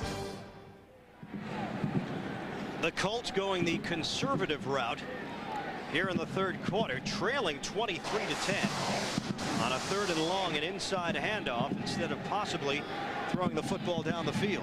I understand the logic behind it. They get 4 wide receivers, spread the defense out, but when you have Marshall Faulk in the backfield, the defense is going to be wary, and they didn't catch the defense off guard. Bill Belichick knew that. He was going to keep somebody on Marshall Faulk, and they stuffed the play. So they give the football back to the New York Jets. Vinnie Testaverde celebrated his 35th birthday a couple of days ago, and one of the best birthdays of his life, the way he's been playing. Play action, Testaverde. Angles one to the sideline. And incomplete. Tyrone Poole breaking it up. He did a nice job of breaking on that ball. That ball was out there. Nice out pattern. Good move on the outside by Dedrick Ward. He beats him initially, but Tyrone Poole's in the hip pocket. As soon as he makes his out read, watch him break on the ball right there and reach out and knock it away. Good job by Tyrone Poole. Testaverde, 6 straight incomplete passes. That goes back to the first half. Byers sets up on the outside. Johnson goes in motion on a 2nd and 10. Testaverde standing tall in the pocket. Uncharacteristic drop from Wayne Krebet. They rule it incomplete. They had Krebet crossing across the middle. They had what he wanted. He had a step on the defender. Should have been a first down. It's uncharacteristic, absolutely right, of Wayne Krebet. But the Jets, look at the formations by the Jets. No one in the backfield, empty backfield. Right here, Wayne Krebet's a catchable ball, but the Jets are using formation over formation against the Indianapolis Colts. 4 wide receivers, 5 wide receivers, 2 backs, 1 back. So they've got an offensive scheme against the Indianapolis Colts defense. Baxter had a chance to catch a touchdown pass in the end zone. Couldn't get it done because his foot was out of bounds. Johnson missing on a possible big play over the middle earlier this quarter. And now Wayne Krebet. Testaverde under pressure and goes down. Bernard Whittington chasing him down for the sack. 3rd sack for the Colts defense. What happens when you put no back in the backfield and they come after you and blitz you, everyone's got to hold up on the offensive line. They run a good TT stunt up front with the linebackers, but it's just hustle. Vinny's looking around to see who's going to hit him. He's got to look downfield and throw the ball and not worry about the rush, but good hustle by Bernard Whittingham chasing him down for the sack. John Kidd punting out of his own end zone. Good punt from Kidd. Bailey bouncing off a tackler into Jets territory to the 49. 51-yard boot, a 12-yard return. John Hudson the tackle. 23-10 Jets.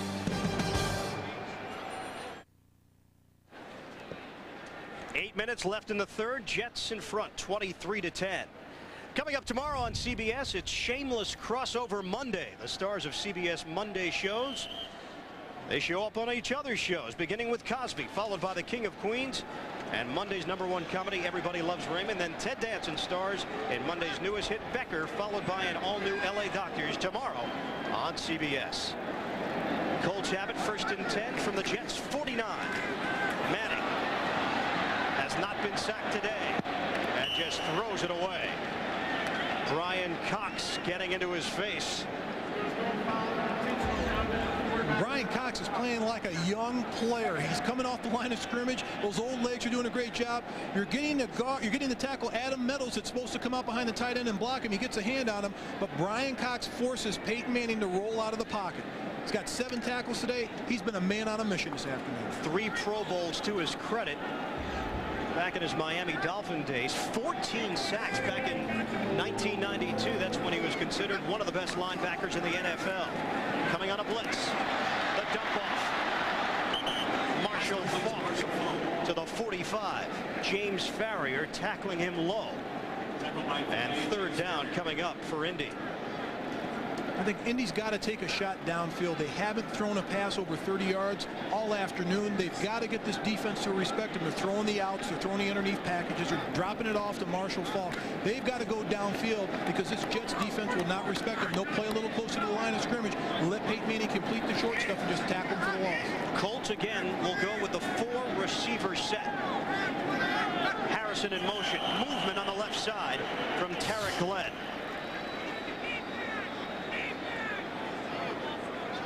Left tackle jumped up and down for a moment before the play got going.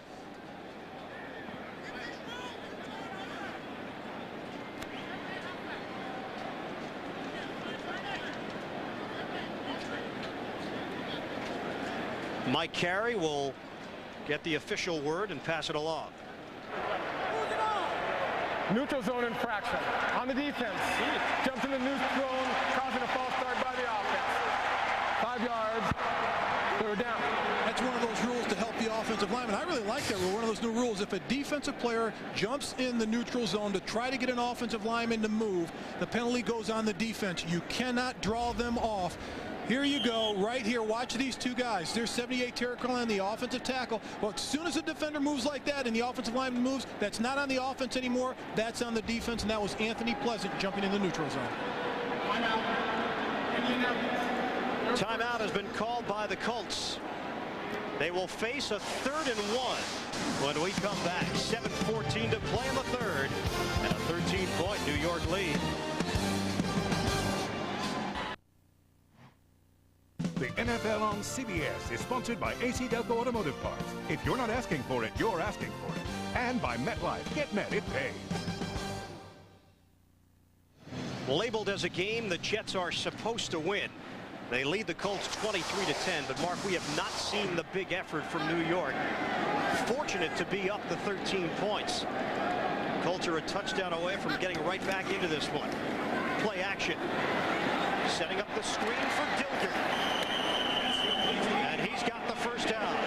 Brian Cox combining with Pepper Johnson, the 2 veterans in on the play.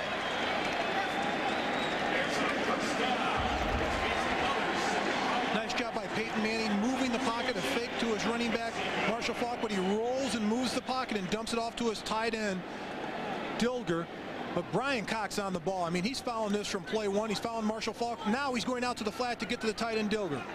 Good hustle by Brian Cox. They move the chains, a 1st and 10 from the 38. Pump fake. Manning looking for it all. Deep for Harrison. Touchdown, Colts.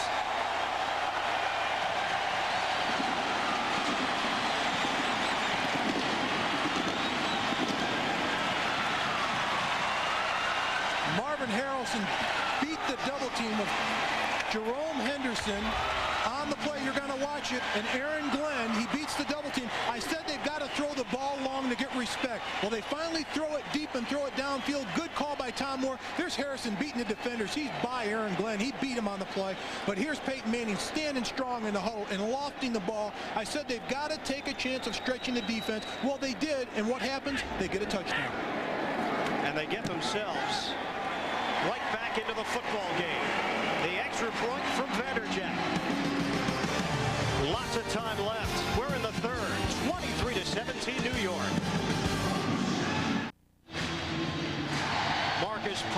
leading the cheer for the Colts fans here at the RCA Dome. 23-17, the Jets have the advantage, and the difference right now is the wild play that we saw at the end of the second quarter. Mike Vanderjagt missing on a 63-yard field goal attempt, and Aaron Glenn bringing it back 104 yards for the touchdown with no time left. This is Kevin Williams.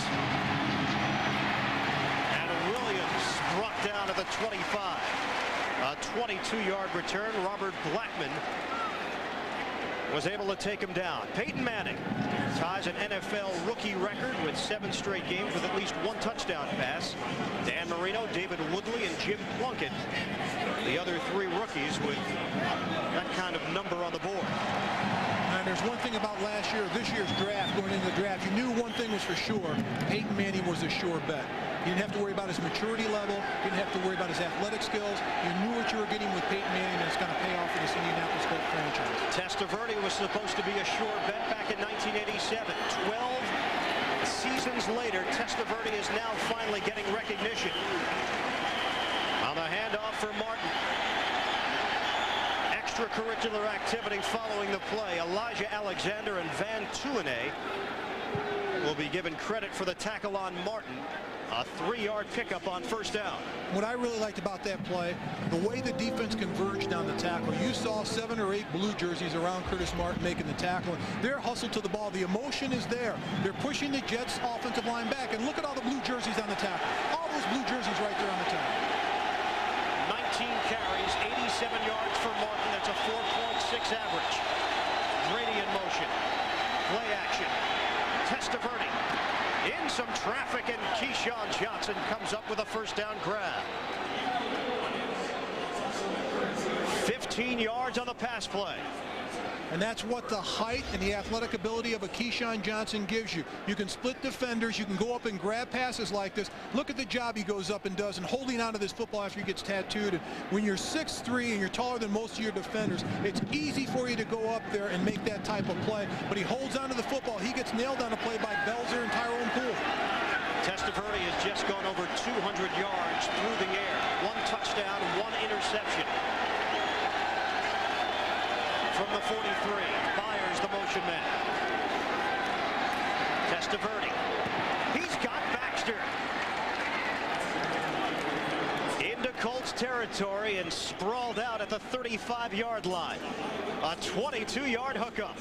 Baxter runs a simple route, just a skinny post right down the field. He's on the left side of the screen. It's just a skinny post, makes a move at the post, and just goes straight down the numbers, and he's wide open. You've got to love the way Vinnie Testaverde orchestrates this offense. Goes to Baxter, the backup tight end, goes to Brady, the starting tight end, goes to Crabette, goes to Johnson, goes to anybody out there that's open.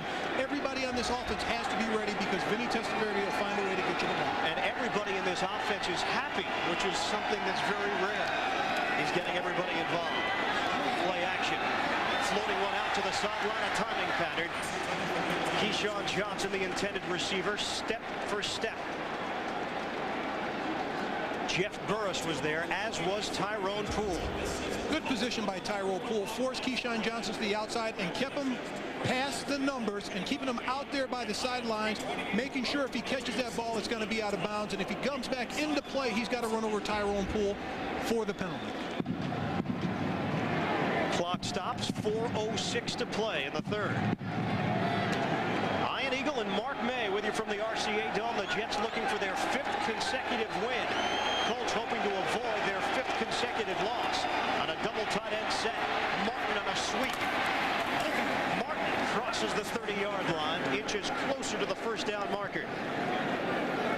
Time now for an NFL Today report. We go to Jim Nantz in New York.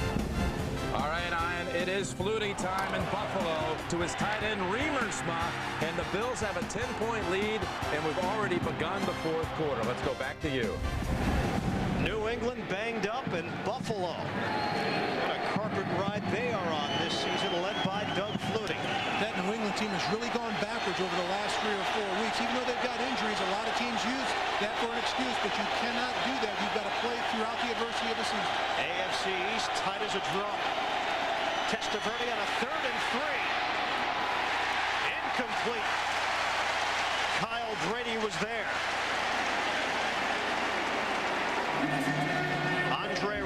and Steve Morrison were in the vicinity. The defensive secondary does a tremendous job of not letting Vinnie Testaverde throw long. He's got no one to go to with this ball. Tries to dump it off to his tight end, Kyle Brady. But you see there the blue jersey in the screen. They are all over the entire field, putting pressure. Andre Royal was on the coverage, putting pressure on every wide receiver and getting Vinnie Testaverde's face. Hall has not missed today. This will be a 47-yard attempt. The kick. No good. Wide to the left.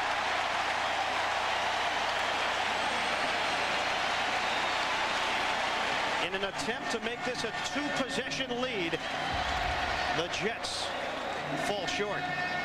Bill Parcells knows this is a big play in this game. He's just not getting the emotion out of his team that he's gotten. This team probably came into this game a little bit flat, looking at the record of the Indianapolis Colts at 1-8, but they've gone through a whirlwind of playing teams with winning records on it. But Mark, how do you combat that? Because you can talk about it all week long. This team is better than 1-8. You can't take them for granted, but then you show up on Sunday and you see this a lot. I think what you have to do is you have to be determined during the week, and you can't let up one iota, and you have to let this team know from day one they're going to be in a dogfight against this team. Tennessee coming up next week for the Jets in Nashville. Were they looking ahead? Falk had his hands on it. That's just a drop. James Ferrier was there defensively. It's an uncharacteristic drop of Marshall Falk, but they got what they wanted. They got Marshall Falk out in the flat, one-on-one with a linebacker covering him, James Ferrier, and he just couldn't come down with the kick.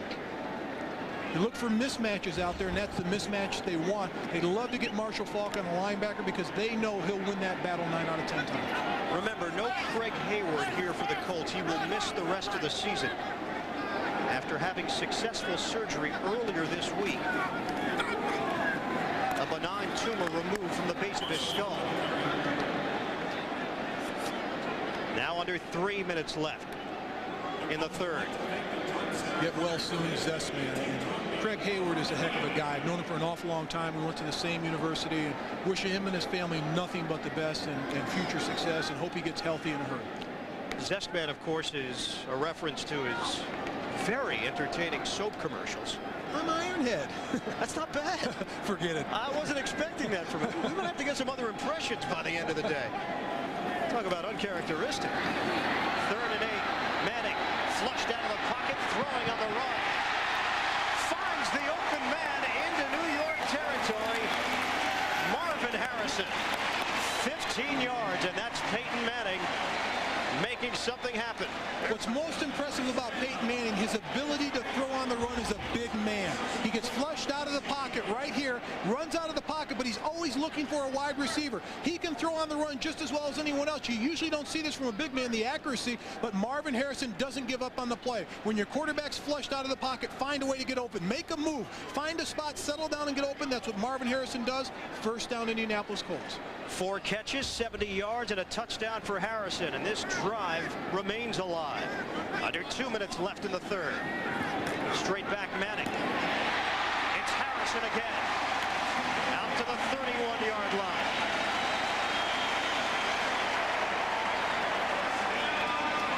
Another 15-yard pass play. And Marvin Harrison's just getting wide open. Here they're dropping back in the zone, but Aaron Glenn has him. And look at the cushion. Look at the separation between them. Marvin Harrison's just going to stop and receive the ball for another first down. You can't play that far off the #1 receiver from this team, and that's Marvin Harrison. He'll find a way to beat you. If you're going to give him that type of cushion, he'll get open. Has been getting better each year he's been in the league. Now this is 3rd campaign. 1st and 10 from the 31, play clock winding down. Manning looking for it all. Harrison was there. Incomplete. Aaron Glenn with the coverage. They exchange pleasantries as Harrison heads back to the huddle. I like the call by offensive coordinator Tom Moore. Marvin Harrison's hot. Go with him. He's one-on-one with Aaron Glenn. He presses at the line of scrimmage, but Marvin Harrison gets a step on him and almost comes down with a touchdown reception. Good job by the offensive line of giving Peyton Manning the cushion of sitting in the huddle and firing downfield. But look at this ball. It's right in his hands. Just at the very end, he can't come down with a reception. Change on the offensive line.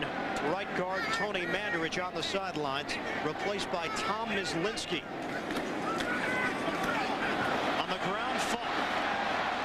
Stutter step move as he got across the 30-yard line. And ahead to the 27. James Ferrier, the tackle, a 4-yard gain.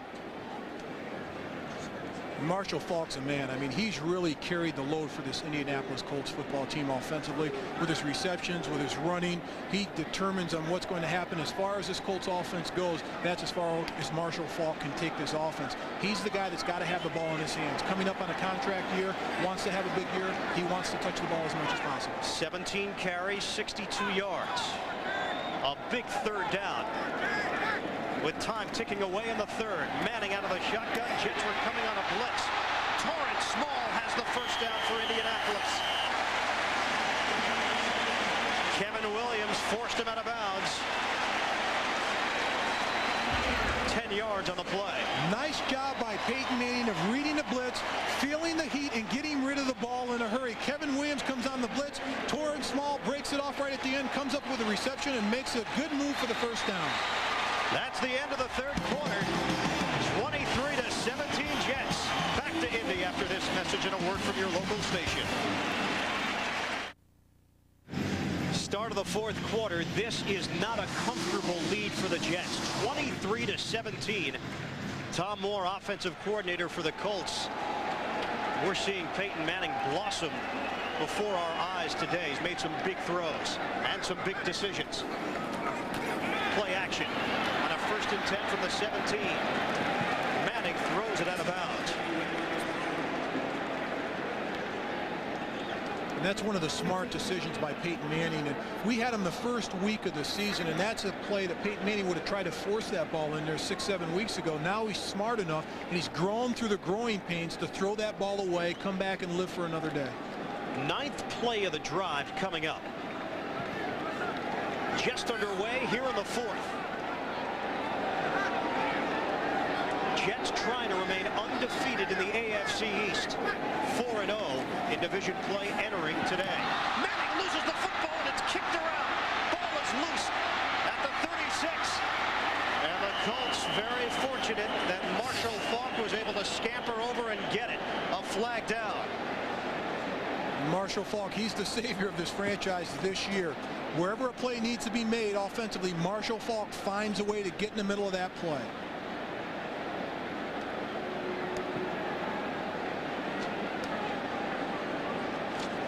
We'll see what the marker is. Holding. Offense number 67. That penalty is declined. The result of the play is 3rd down. It was Tom Myslinski in for Tony Mandarich. Wisely, the Jets decline it and set up 3rd and a mile. And Peyton Manning just loses the ball. He steps up in the pocket, gets good protection. He tries to bring it back and just loses the handle on the football. And that's one of those things that happens to veteran quarterbacks. It's not just a rookie mistake. Those things do happen, but he's got to have more concentration. That ball's probably a little wet out there. He's got to dry his hands. Just the 4th fumble of the season for the Colts. That is the lowest total in the league. 3rd and 33. Manning works out of the shotgun, guns one, and it's broken up by Corwin Brown. Brown wanted that pick. Torrance Small, the intended receiver, across the middle. And that was an easy play to defend because Peyton Manning never looked off. He never wavered. He looked straight down the middle of the field. He had Torrance Small eyed. He wasn't going to take his eye off of Torrance Small, but it was a great break on the ball to break that play up defensively for the New York Jets. But that ball was an easy ball to break up defensively. When you watch the quarterback, if he never looks you off and goes to a 2nd or 3rd receiver, break on that ball. Chris Gardocki. He'll punt it to Dedrick Ward, who fumbled earlier in this game. It was able to recover. Play clock runs out. This will give Gardocki a little more room to work with as he will probably go for the corner. Growing pains for this young football team. Jim Mora combining with President Bill Polian trying to offense 5 yards, remains 4th down. Turn this organization into a winner. New York City native Bill Polian. What a job he did with the Bills and the Carolina Panthers. Both in their first seasons with this team, the Colts. It's a high punt. Ward will let it bounce. takes a roll into the end zone. Jets have the football. They'll try to add to their lead when we come back to Indy after this.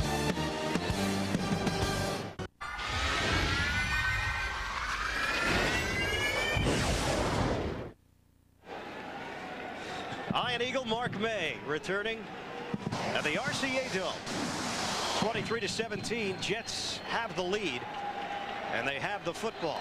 Indianapolis wasting a golden opportunity. Momentum appeared to be on their side. Now the Jets can answer back with Crevette in motion. Martin approaching 100 yards on the day, taking it straight ahead. Pickup of 2.5. Al Fontenot involved in the stop. And the clock will continue to move. You expect Bill Parcells to try to keep this on the ground if possible and resort to the pass only if necessary.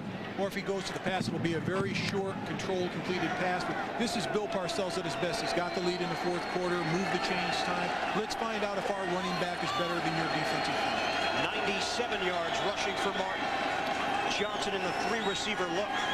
Testaverde stepping up with a pocket and going down. Tony McCoy and Al Fontenot combining on the sack. I talked about Tony McCoy all over the entire field early in the game, and Al Fontenot the hustle. This is the fourth sack by the Indianapolis Colts defense. This defense came into this game tied for last in the NFL with Washington for the least amount of sacks given up by the defense. Washington and Tennessee with 15 sacks. They've got 4 against the New York Jets. Testaverde down for the 17th time this season. And now the Jets with a 3rd and 10. Colts in the dime package.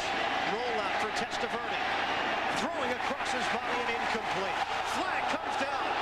Crevette was covered by Blackman.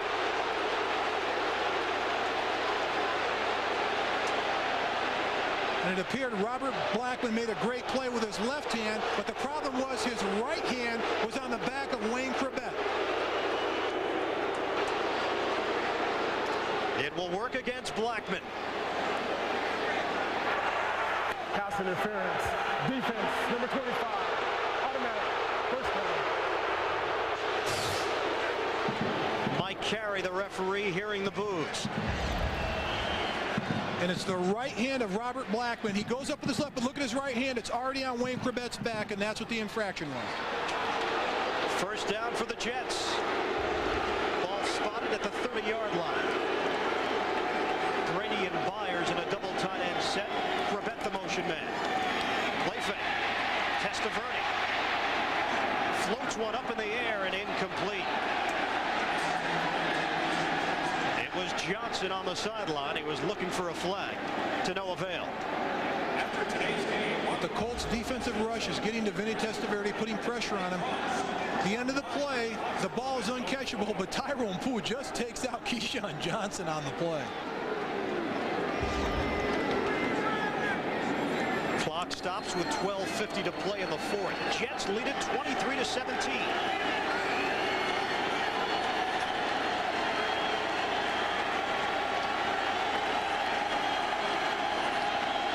Receivers.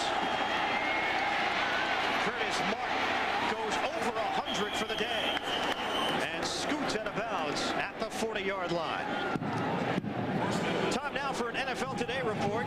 Jim Nantz standing by in New York. All right, thank you. Watch this now. New England getting back into it against Buffalo. To Tony Simmons, the rookie from Wisconsin, with a touchdown. But as we speak now, the Bills have been picked off in the end zone, so they stop the Bills drive. Back to you. Tight one there, tight one here. Jets have been unable to put away the Indianapolis Colts. Martin, after coming up shy of 100 yards in each of the past 2 games, goes over 100 today. On a 1st and 10, Testaverde puts it in the air. Keyshawn Johnson, a whirling dervish, trying to make that catch at the 45-yard line. They say no catch. Incomplete. That was a pretty acrobatic catch by Keyshawn Johnson, but he was out of bounds, juggling the football. They're putting him in motion and getting the matchups they want, because he can get enough separation from the defender while he's in motion that he can break free of him, and Vinnie Testaverde can get him the ball. Keyshawn Johnson extending that left arm. I tell you what, I think that's a catch. It's close, very close. Doesn't go the Jets' way, so it's a 2nd and 10. Testaverde, quick throw over the middle to Johnson. To the 45-yard line, 5-yard pickup, and a flag on the play.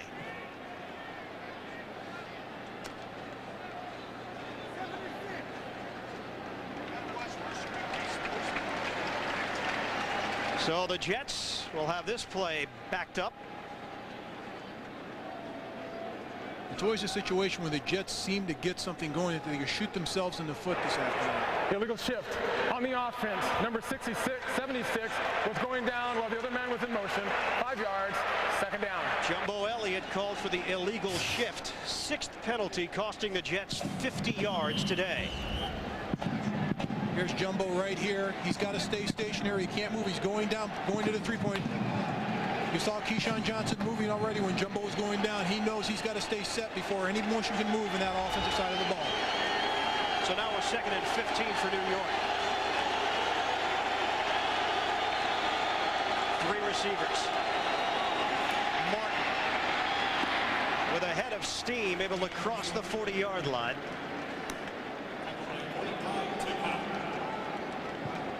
Well, the Jets will face a 3rd and long.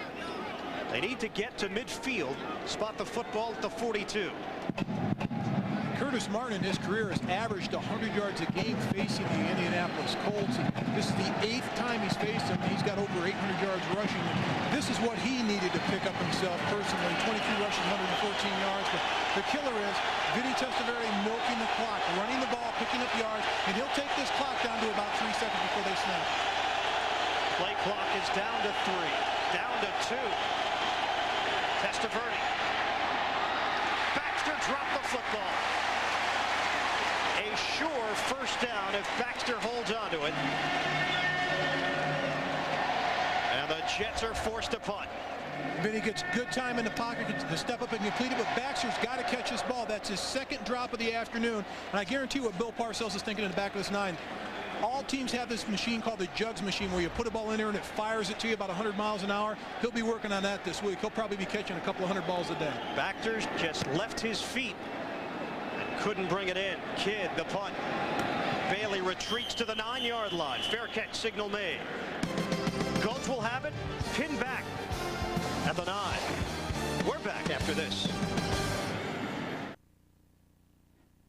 The NFL on CBS is sponsored by Chevrolet Trucks, the most dependable, longest-lasting trucks on the road. Budweiser. Now is the perfect time to enjoy a fresh, cold, Beechwood-aged Budweiser. And by Energizer Advanced Formula. No battery lasts longer. 23-17. Jets in front with 10:55 left in the 4th. Aaron Bailey electing for the fair catch inside the 10 instead of maybe letting the ball bounce into the end zone. Marshall Faulk going up the middle and nothing much there. Rick Lyle, Jason Ferguson. Check out the NFL on America Online at keyword Team NFL and on the web at NFL.com. Log on Tuesday night at 9 p.m. Eastern to chat live with Jets quarterback Vinnie Testaverde on America Online. The difference in this one, the wacky play at the end of the 2nd quarter. Aaron Glenn, a 104-yard return for a touchdown off of a missed field goal from Vanderjagt. Marshall Faulk hitting the hole hard. Coming up shy of the 20, though, and that's where he has to get to for a 1st down. James Ferrier, the tackle.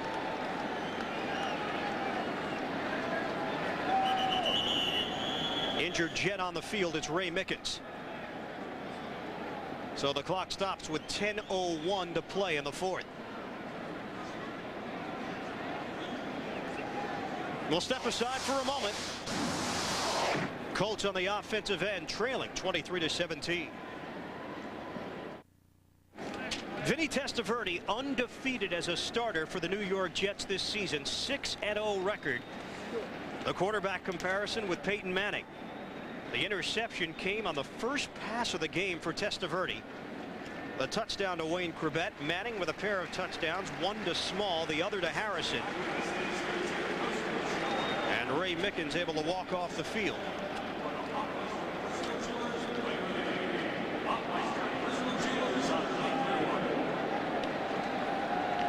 Mickens so valuable in the nickel defense that Bill Belichick uses. Very opportunistic. 3 interceptions this season. Big play Ray, they call him. He'll be replaced by Henderson in the nickel with Kevin Williams as well, both safeties. 3rd and 1. Out of the shotgun, Manning sets himself and throws. Loops it ahead for far. First down, Colts. He put it over the head of Brian Cox. What a tremendous throw and a tremendous catch on that play. Peyton Manning put that ball over the head of Brian Cox, only where it could be dropped into Marshall Faulk, and a good one-handed stab by Marshall Faulk. The play is over his shoulder. Look, watch this. Brian Cox can't get there, but a one-handed stab by Marshall Faulk. That's a pretty play. That's as pretty as you're ever going to see by a veteran quarterback, much less a rookie quarterback. 5 catches, 40 yards for Faulk. And it gives the Colts a first down. Inside handoff, and the Jets were ready for Faulk. Dwayne Gordon applying some pressure on the interior. It'll set up 2nd and 12. What surprises me about this Indianapolis offense is they were very good on the screens early this season, and they haven't gone to the screen that much with Marshall Faulk. It's another dimension of their offense that they need to use. They've got to get him in the open field with the football. Double tight end, Dilger and Pollard. Manning in the pocket. Fires to Dilger. Spun down at the 32-yard line. Short of a first down. Aaron Glenn making the stop, but a 10-yard hookup, leaving the Colts with a 3rd and 2. Big day for Ken Dilger. Catching the football, blocking today. He's usually a pass protector. Now they're going to him with the pass. His 4th reception today for 22 yards. But nice route by Ken Dilger coming down with the football. And, you know, this is something they haven't seen from Ken Dilger this year. He's usually a blocker in passing formations, protecting the franchise, Peyton Manning. He did have a 156-yard receiving day against the Jets back in 1996. Manning on 3rd and 2. In stride, he gets it to Marshall Faulk at the 35. And a new set of downs for the Colts. James Ferrier spun him down. And this Colt team will just not get up. They've bitten the tiger by the tail, and they won't give up. That's one great thing about young football teams. If you can teach them to fight, play in and play out, that's what Jim Moore has done. They don't know when to quit or how to quit, and they hang in football games to the very end. Lamont Warren now on the backfield with Chris Hetherington, the fullback. They're split. 2 receivers for Manning to work with. From the 36, Manning deep down the sideline. Intercepted. Aaron Glenn with the pick. Marvin Harrison, the intended receiver. It almost appears as Marvin Harrison gave up on the route. Aaron Glenn stayed with the ball halfway through the route. Marvin Harrison stops for a step, and that's when Aaron Glenn stayed with the route. Here it is. Here's the move. He looks back for the ball. He stops. The play isn't over. You stay with the play. Aaron Glenn does and comes up with the interception. That is such a huge play with 7:11 left in the 4th. Manning, who has done so many positive things here today, that's a negative. And you look at those interceptions by Peyton Manning, that's one that's not his fault. He's got a lot of interceptions this year, and a lot of those aren't his fault. But that's just Aaron Glenn, smart veteran, playing the ball and going after the ball and never quitting until the whistle's blown. But his 20th INT of the season, that leads the NFL. And now let's see what the Jets can do offensively. For the 1st and 10 from the 20.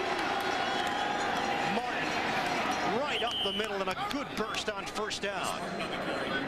Matt O'Dwyer laying out a block for Martin to use. Can the Jets put this Indianapolis team away? The lead is just 6. They haven't put them away yet. They need to put that last stake into the coffin, that last nail to bury him. But this team just doesn't seem to be hitting on all cylinders. They keep leaving an opening for the Indianapolis Colts, but the Colts haven't been able to respond. But Bill Parcells knew this was going to be a tough game. Now it's time to milk the clock, move the chains. Don't give them another chance. Try to get a long, sustained drive, and don't even give Indianapolis another chance to get on the football field offensively. Using that play clock. No secret what they'll do. Curtis Martin ahead. Looks like they'll spot the football just shy of the 30-yard line. We'll see if that's enough for a first down. Steve Morris in the tackle. 25 carries for Martin. 123 yards. And this is great work for the New York Jets, an area that Bill Parcells wanted to work on. He wanted to find out if they had to press the line of scrimmage, if they had to force the ball against the defense and come up with big yardage, could they do it? And that's the sign of a playoff team. And you've got to have a situation where Curtis Martin cannot always look to cut back. He has to force the pressure point of the offensive line, putting it on the defense. Extending the chains. Ooh. By a hair.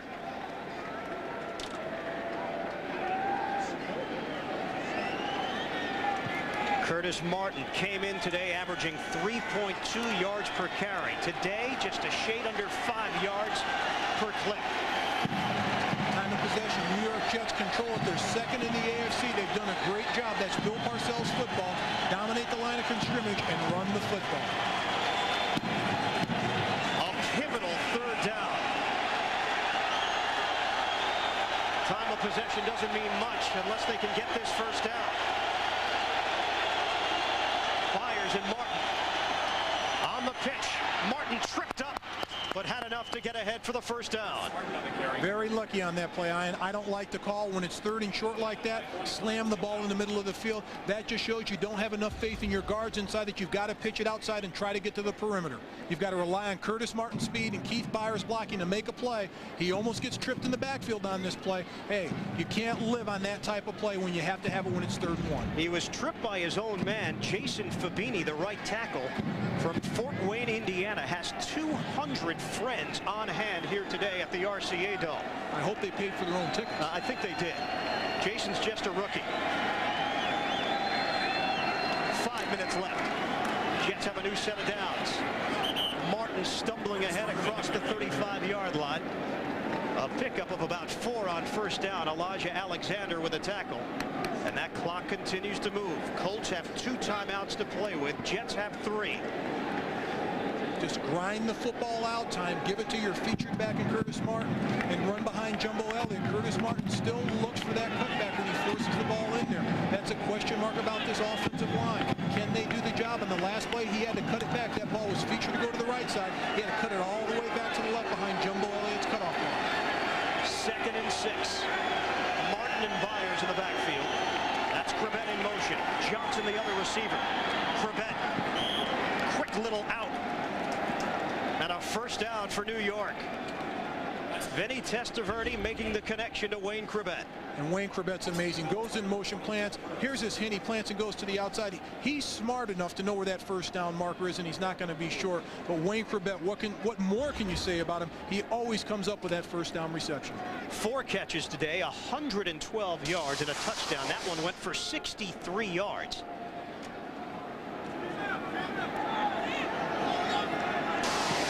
.4:13 to play in the 4th. 3 receivers as Ward checks in for New York. Motion managed Crabette. Draw play. Curtis Martin. Call it a gain of 3 with Belzer and McCoy combining on the inside. 2nd and 7 for New York.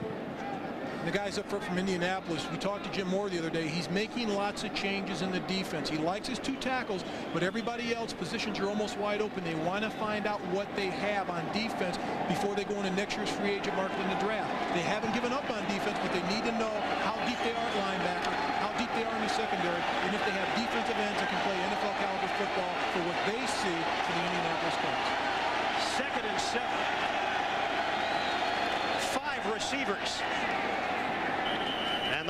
ball pushed ahead to midfield. 3-yard gain. And a timeout called by the Colts. They'll have one remaining. 3:21 left in the fourth. Jets clinging to a 23-17 lead. One left. The Colts offense just hoping to get back on the football field. Tony Mandarich will not be going back, nursing a back injury on the sidelines. Lewinberg cheering on the Indianapolis defense.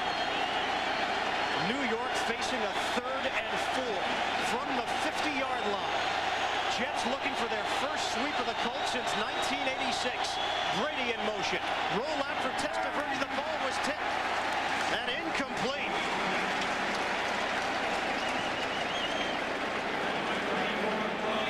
Jets forced to punt with 3:17 remaining in the fourth. Nice play by the offensive staff of the New York Jets. Vinnie Testaverde moving the pocket, rolling out to the right, but that ball is tipped right at the line of scrimmage by a Colt defender. Good pressure by the Colts of moving with the pocket with Testaverde, not letting him get a free look downfield. Important punt for John Kidd. Bailey will let it bounce. Takes a roll into the end zone. Chris Hayes with the one last gasp effort trying to save it. Colts have it from the 20 when we come back.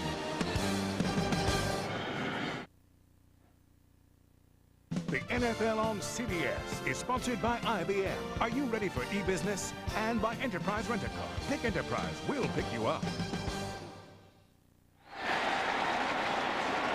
Ian Eagle and Mark May rejoining you from Indianapolis. The Jets lead it 23-17. Colts with a 1st and 10 from their own 20. On the cross, Marvin Harrison. And a flag comes down. I can understand of making a good play and a big play, but intentionally fumbling the ball forward. Tried to advance the football. Manning waits. Officials trying to sort it out. Jim Mora trying to tell the officials that he was already down. They don't buy it. Not at all. And I understand trying to make a big play, but in this situation, less than 3 minutes, only one timeout left, you have to play smart. The illegal forward pass by the offense, number 88, doing the ball after out of bounds. Also a loss of down. 2nd down. Got to use your head, Mark. You have to in this situation. He's trying to make something happen, but intentionally trying to fumble the ball and advance it. They're not going to cut it. The officials were all over this call. They've done a great job the entire afternoon, and Peyton has done just about everything he can do to win this game. It's been the surrounding cast around him that haven't filled their potential. But he knew it.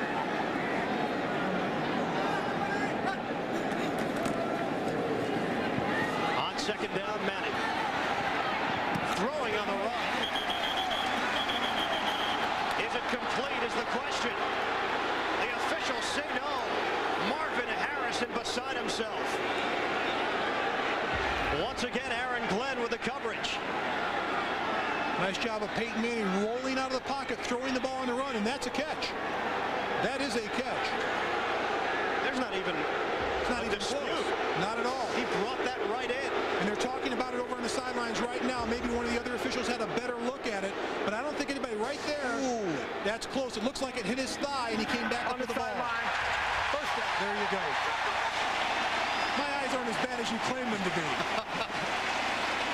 I tell you what, though, that second replay, it appeared as if the ball may have fallen down to the turf. Very tough angle to see. Ooh, that's close. It looks like it hit his thigh, though. Looks like he cradled it into his stomach. The Colts get the call, and the clock has stopped with 2:47 left in the fourth. 1st and 10 for Indianapolis from the 38. Shotgun for Manning.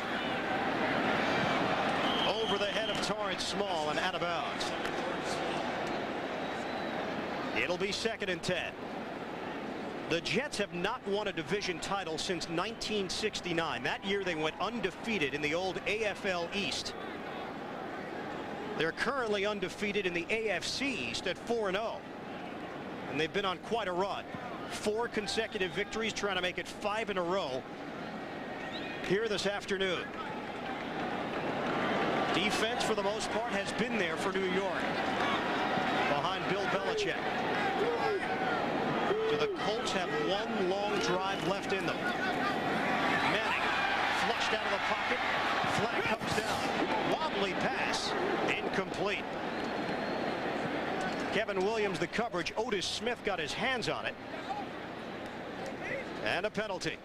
It's going to be a holding call on right tackle Adam Meadows. Holding. Offense number 73. He was trying to hold the defender away from Peyton Manning. When Peyton Manning rolled out of the pocket, he rolled with him, and you have to take your hands 10 off yards. him. Repeat, second down. A young football team, including a young right tackle, only in his 2nd year.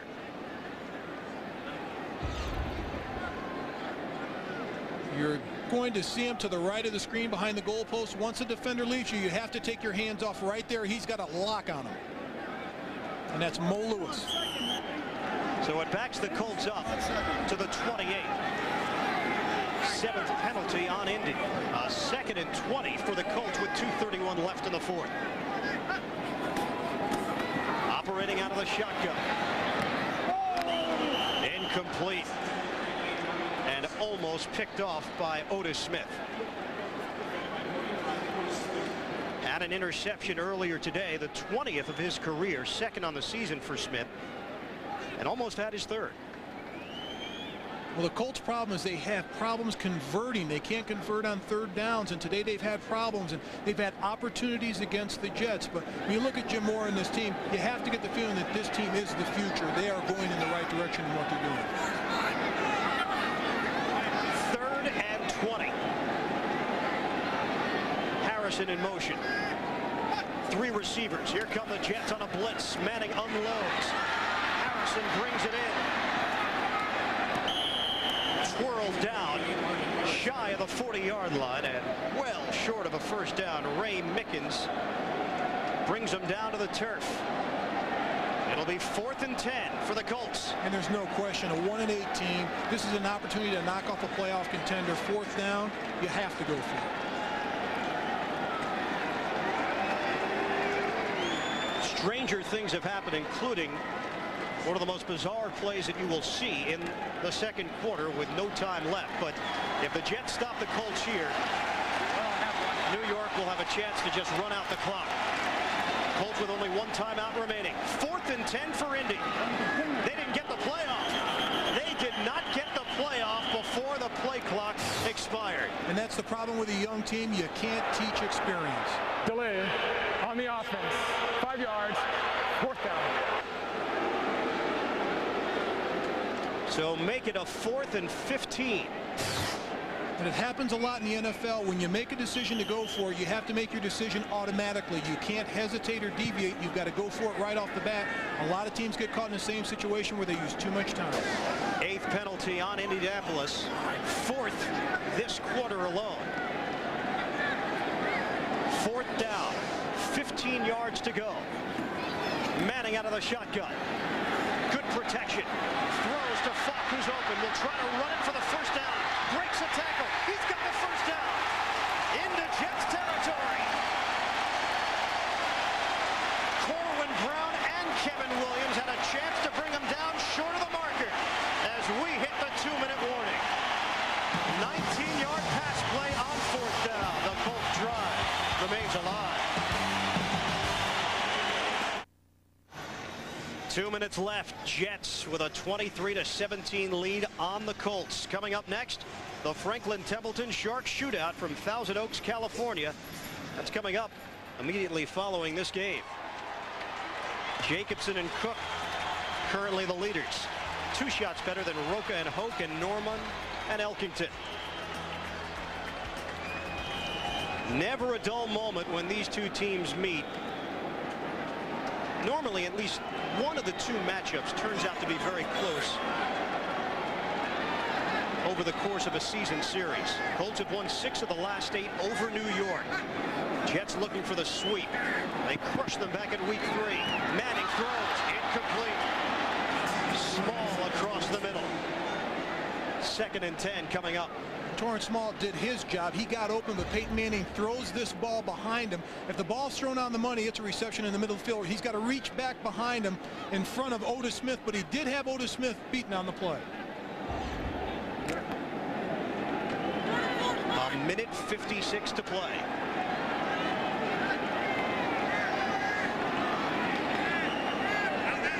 Shotgun for Manning. Manning delivers. Great lunging grab by Jerome Peyton inside the 40-yard line.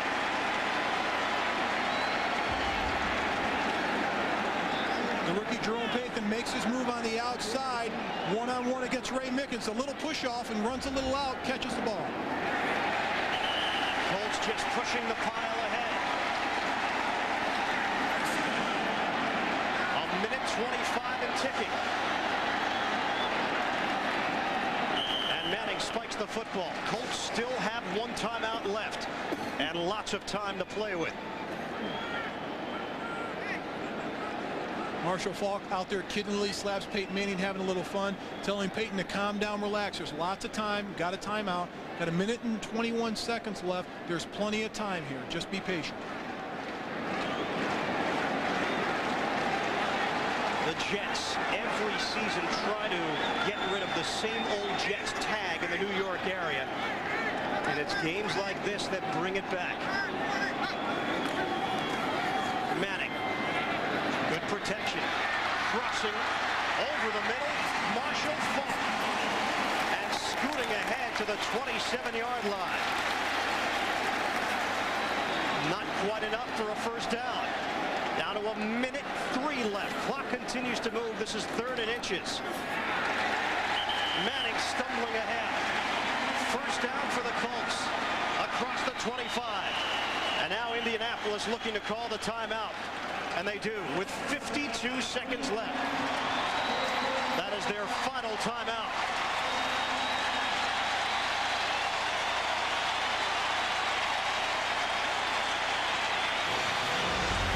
Coming up tonight on CBS, see how Annie Sullivan sacrificed her life to bring light to Helen Keller in the sequel to The Miracle Worker. Roma Downey and Moira Kelly star in the Monday After the Miracle tonight on CBS. Colts might be trying to pull off a miracle of their own. Jets had countless opportunities to put Indianapolis away. They could not do it. New York in front because of a 104-yard return from Aaron Glenn at the end of the second quarter. That was off of a missed field goal from 63 yards away, Mike Vanderjagt. Only 1 second left on the clock. It was Jim Mora who decided to go for the field goal. It came back to bite Indianapolis. But now the Colts hoping to have last laugh with 52 seconds to play. They trail by 6. But what a shot in the arm this would be for the Indianapolis Colts. Jim Mora and his staff and this young football team to beat a playoff contending team in their own backyard and do it with a come-from-behind fashion. 13th play of the drive. No timeouts remaining. 1st and 10 from the 24. Shotgun for Manning. Throws. Harrison open. Twirled down across the 15.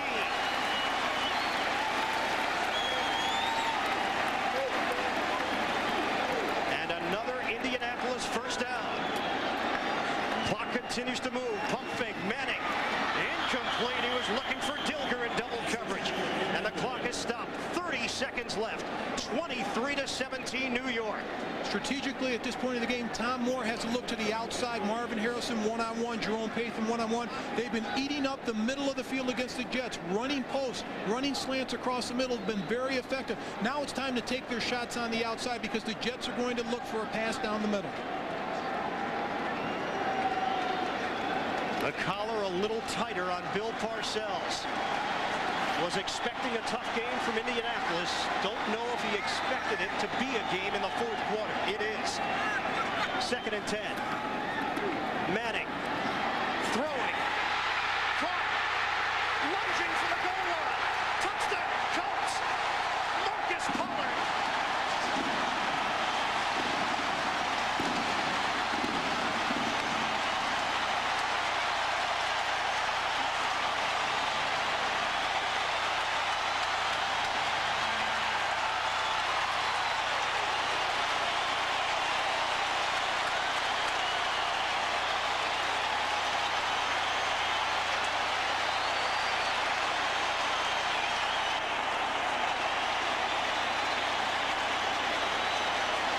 Colts are an extra point away from taking the lead. 23-23. Vanderjagt. He's got it. Colts lead by 1. An outstanding job by Peyton Manning. He's looking to the outside. Both his wide receivers on the far outside are double teamed. Watch the move by Marcus Powell right there. A little twirl move and a slap to the inside. And look at him lunge into the end zone over Otis Smith for the touchdown. Tremendous play by the quarterback and his tight end and Marcus Pollard of dragging Otis Smith into the end zone. But Peyton Manning, the rookie, looking to his first wide receiver on the outside, his second wide receiver, then going to his tight end that's fighting to make a move. And that's excitement out of a guy that's taking the ball in a 2-minute drill down the entire football field against a playoff contending, division-leading New York Jets football team. Just 24 seconds left for the Jets. They have all 3 timeouts. The lead was always shaky. It never seemed like the Jets had control of this game. And we talked about this earlier in the game. The emotion for the Jets, it just wasn't there on the sideline. It was almost a ho-hum attitude that we've got the lead. We'll bury this team. Well, this team of the Indianapolis Colts, they're young. They bit the Jets on the backside, and they haven't let go since. Jets led it 23-10 at halftime. They have not scored in the second half. Colts have outscored the Jets 14-0. Since halftime, 24 seconds left. Vinnie Testaverde, his unblemished 6-0 record as a starter, very much in jeopardy. Kickoff from Vanderjagt. Glenn, a yard deep from the end zone. Aaron Glenn trying to get to the outside and scoots out of bounds at the 29. 19 seconds to play. Marcus Pollard, what an effort for the Colts. And not only that, you've got a big 260-pound tight end against a small defensive back. He's dragging him into the end zone. No way he's going to be denied. You could have put an elephant on his back. Marcus Pollard was not going to let Otis Smith deny him of the touchdown. 30 years ago, Jets fans were unable to see the ending of the Jets and Raiders because of hiding. We will stick with you for the final 19 seconds. Trust us. 24-23 Colts. Testaverde throwing. Johnson the open man. Down to 12 seconds left. Jets have timeouts. And they take one with 10 left on the clock.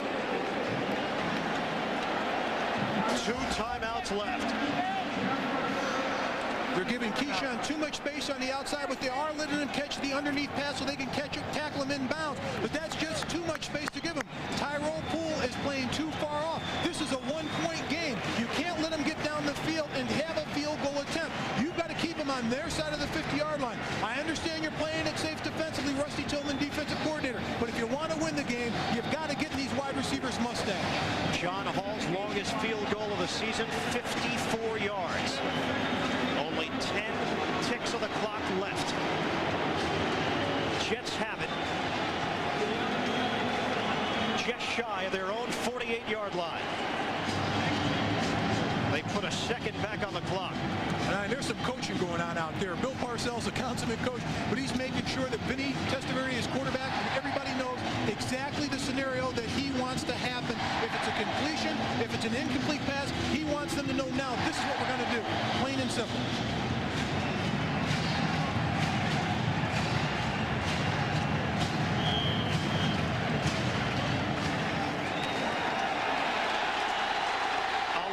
Seconds left. Jets trailing by 1.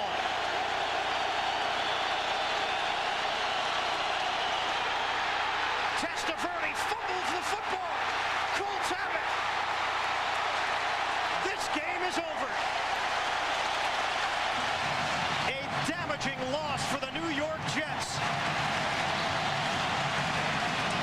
Bill Parcells is sick on the sidelines because you can't let a game come down to a muff snap.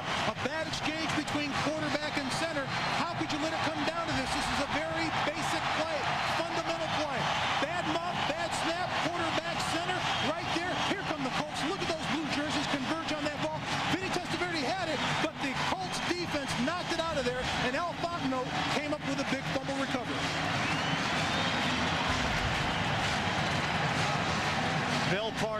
just hoping that his team had the football. They did not.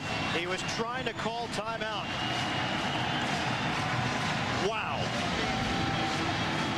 And Bill Parcells knew it. He knew the scenario. He knew this team was ripe for the picking of his football team. After playing against winning football teams the past 4 weeks and playing at such a high level, he was afraid of the Indianapolis Colts playing at home, a 1-8 football team. When these two teams match up against one another, you just don't know what could happen over the years. The maturation of Peyton Manning leading his team to a victory and handing the New York Jets a pivotal divisional loss. Colts 24, Jets 23. New York 6-4, the Colts now 2-8. For Mark May, I'm Ian Eagle saying so long from Indy. We'll send you to Jim Nantz in our NFL Today studio right after this message and a word from your local station.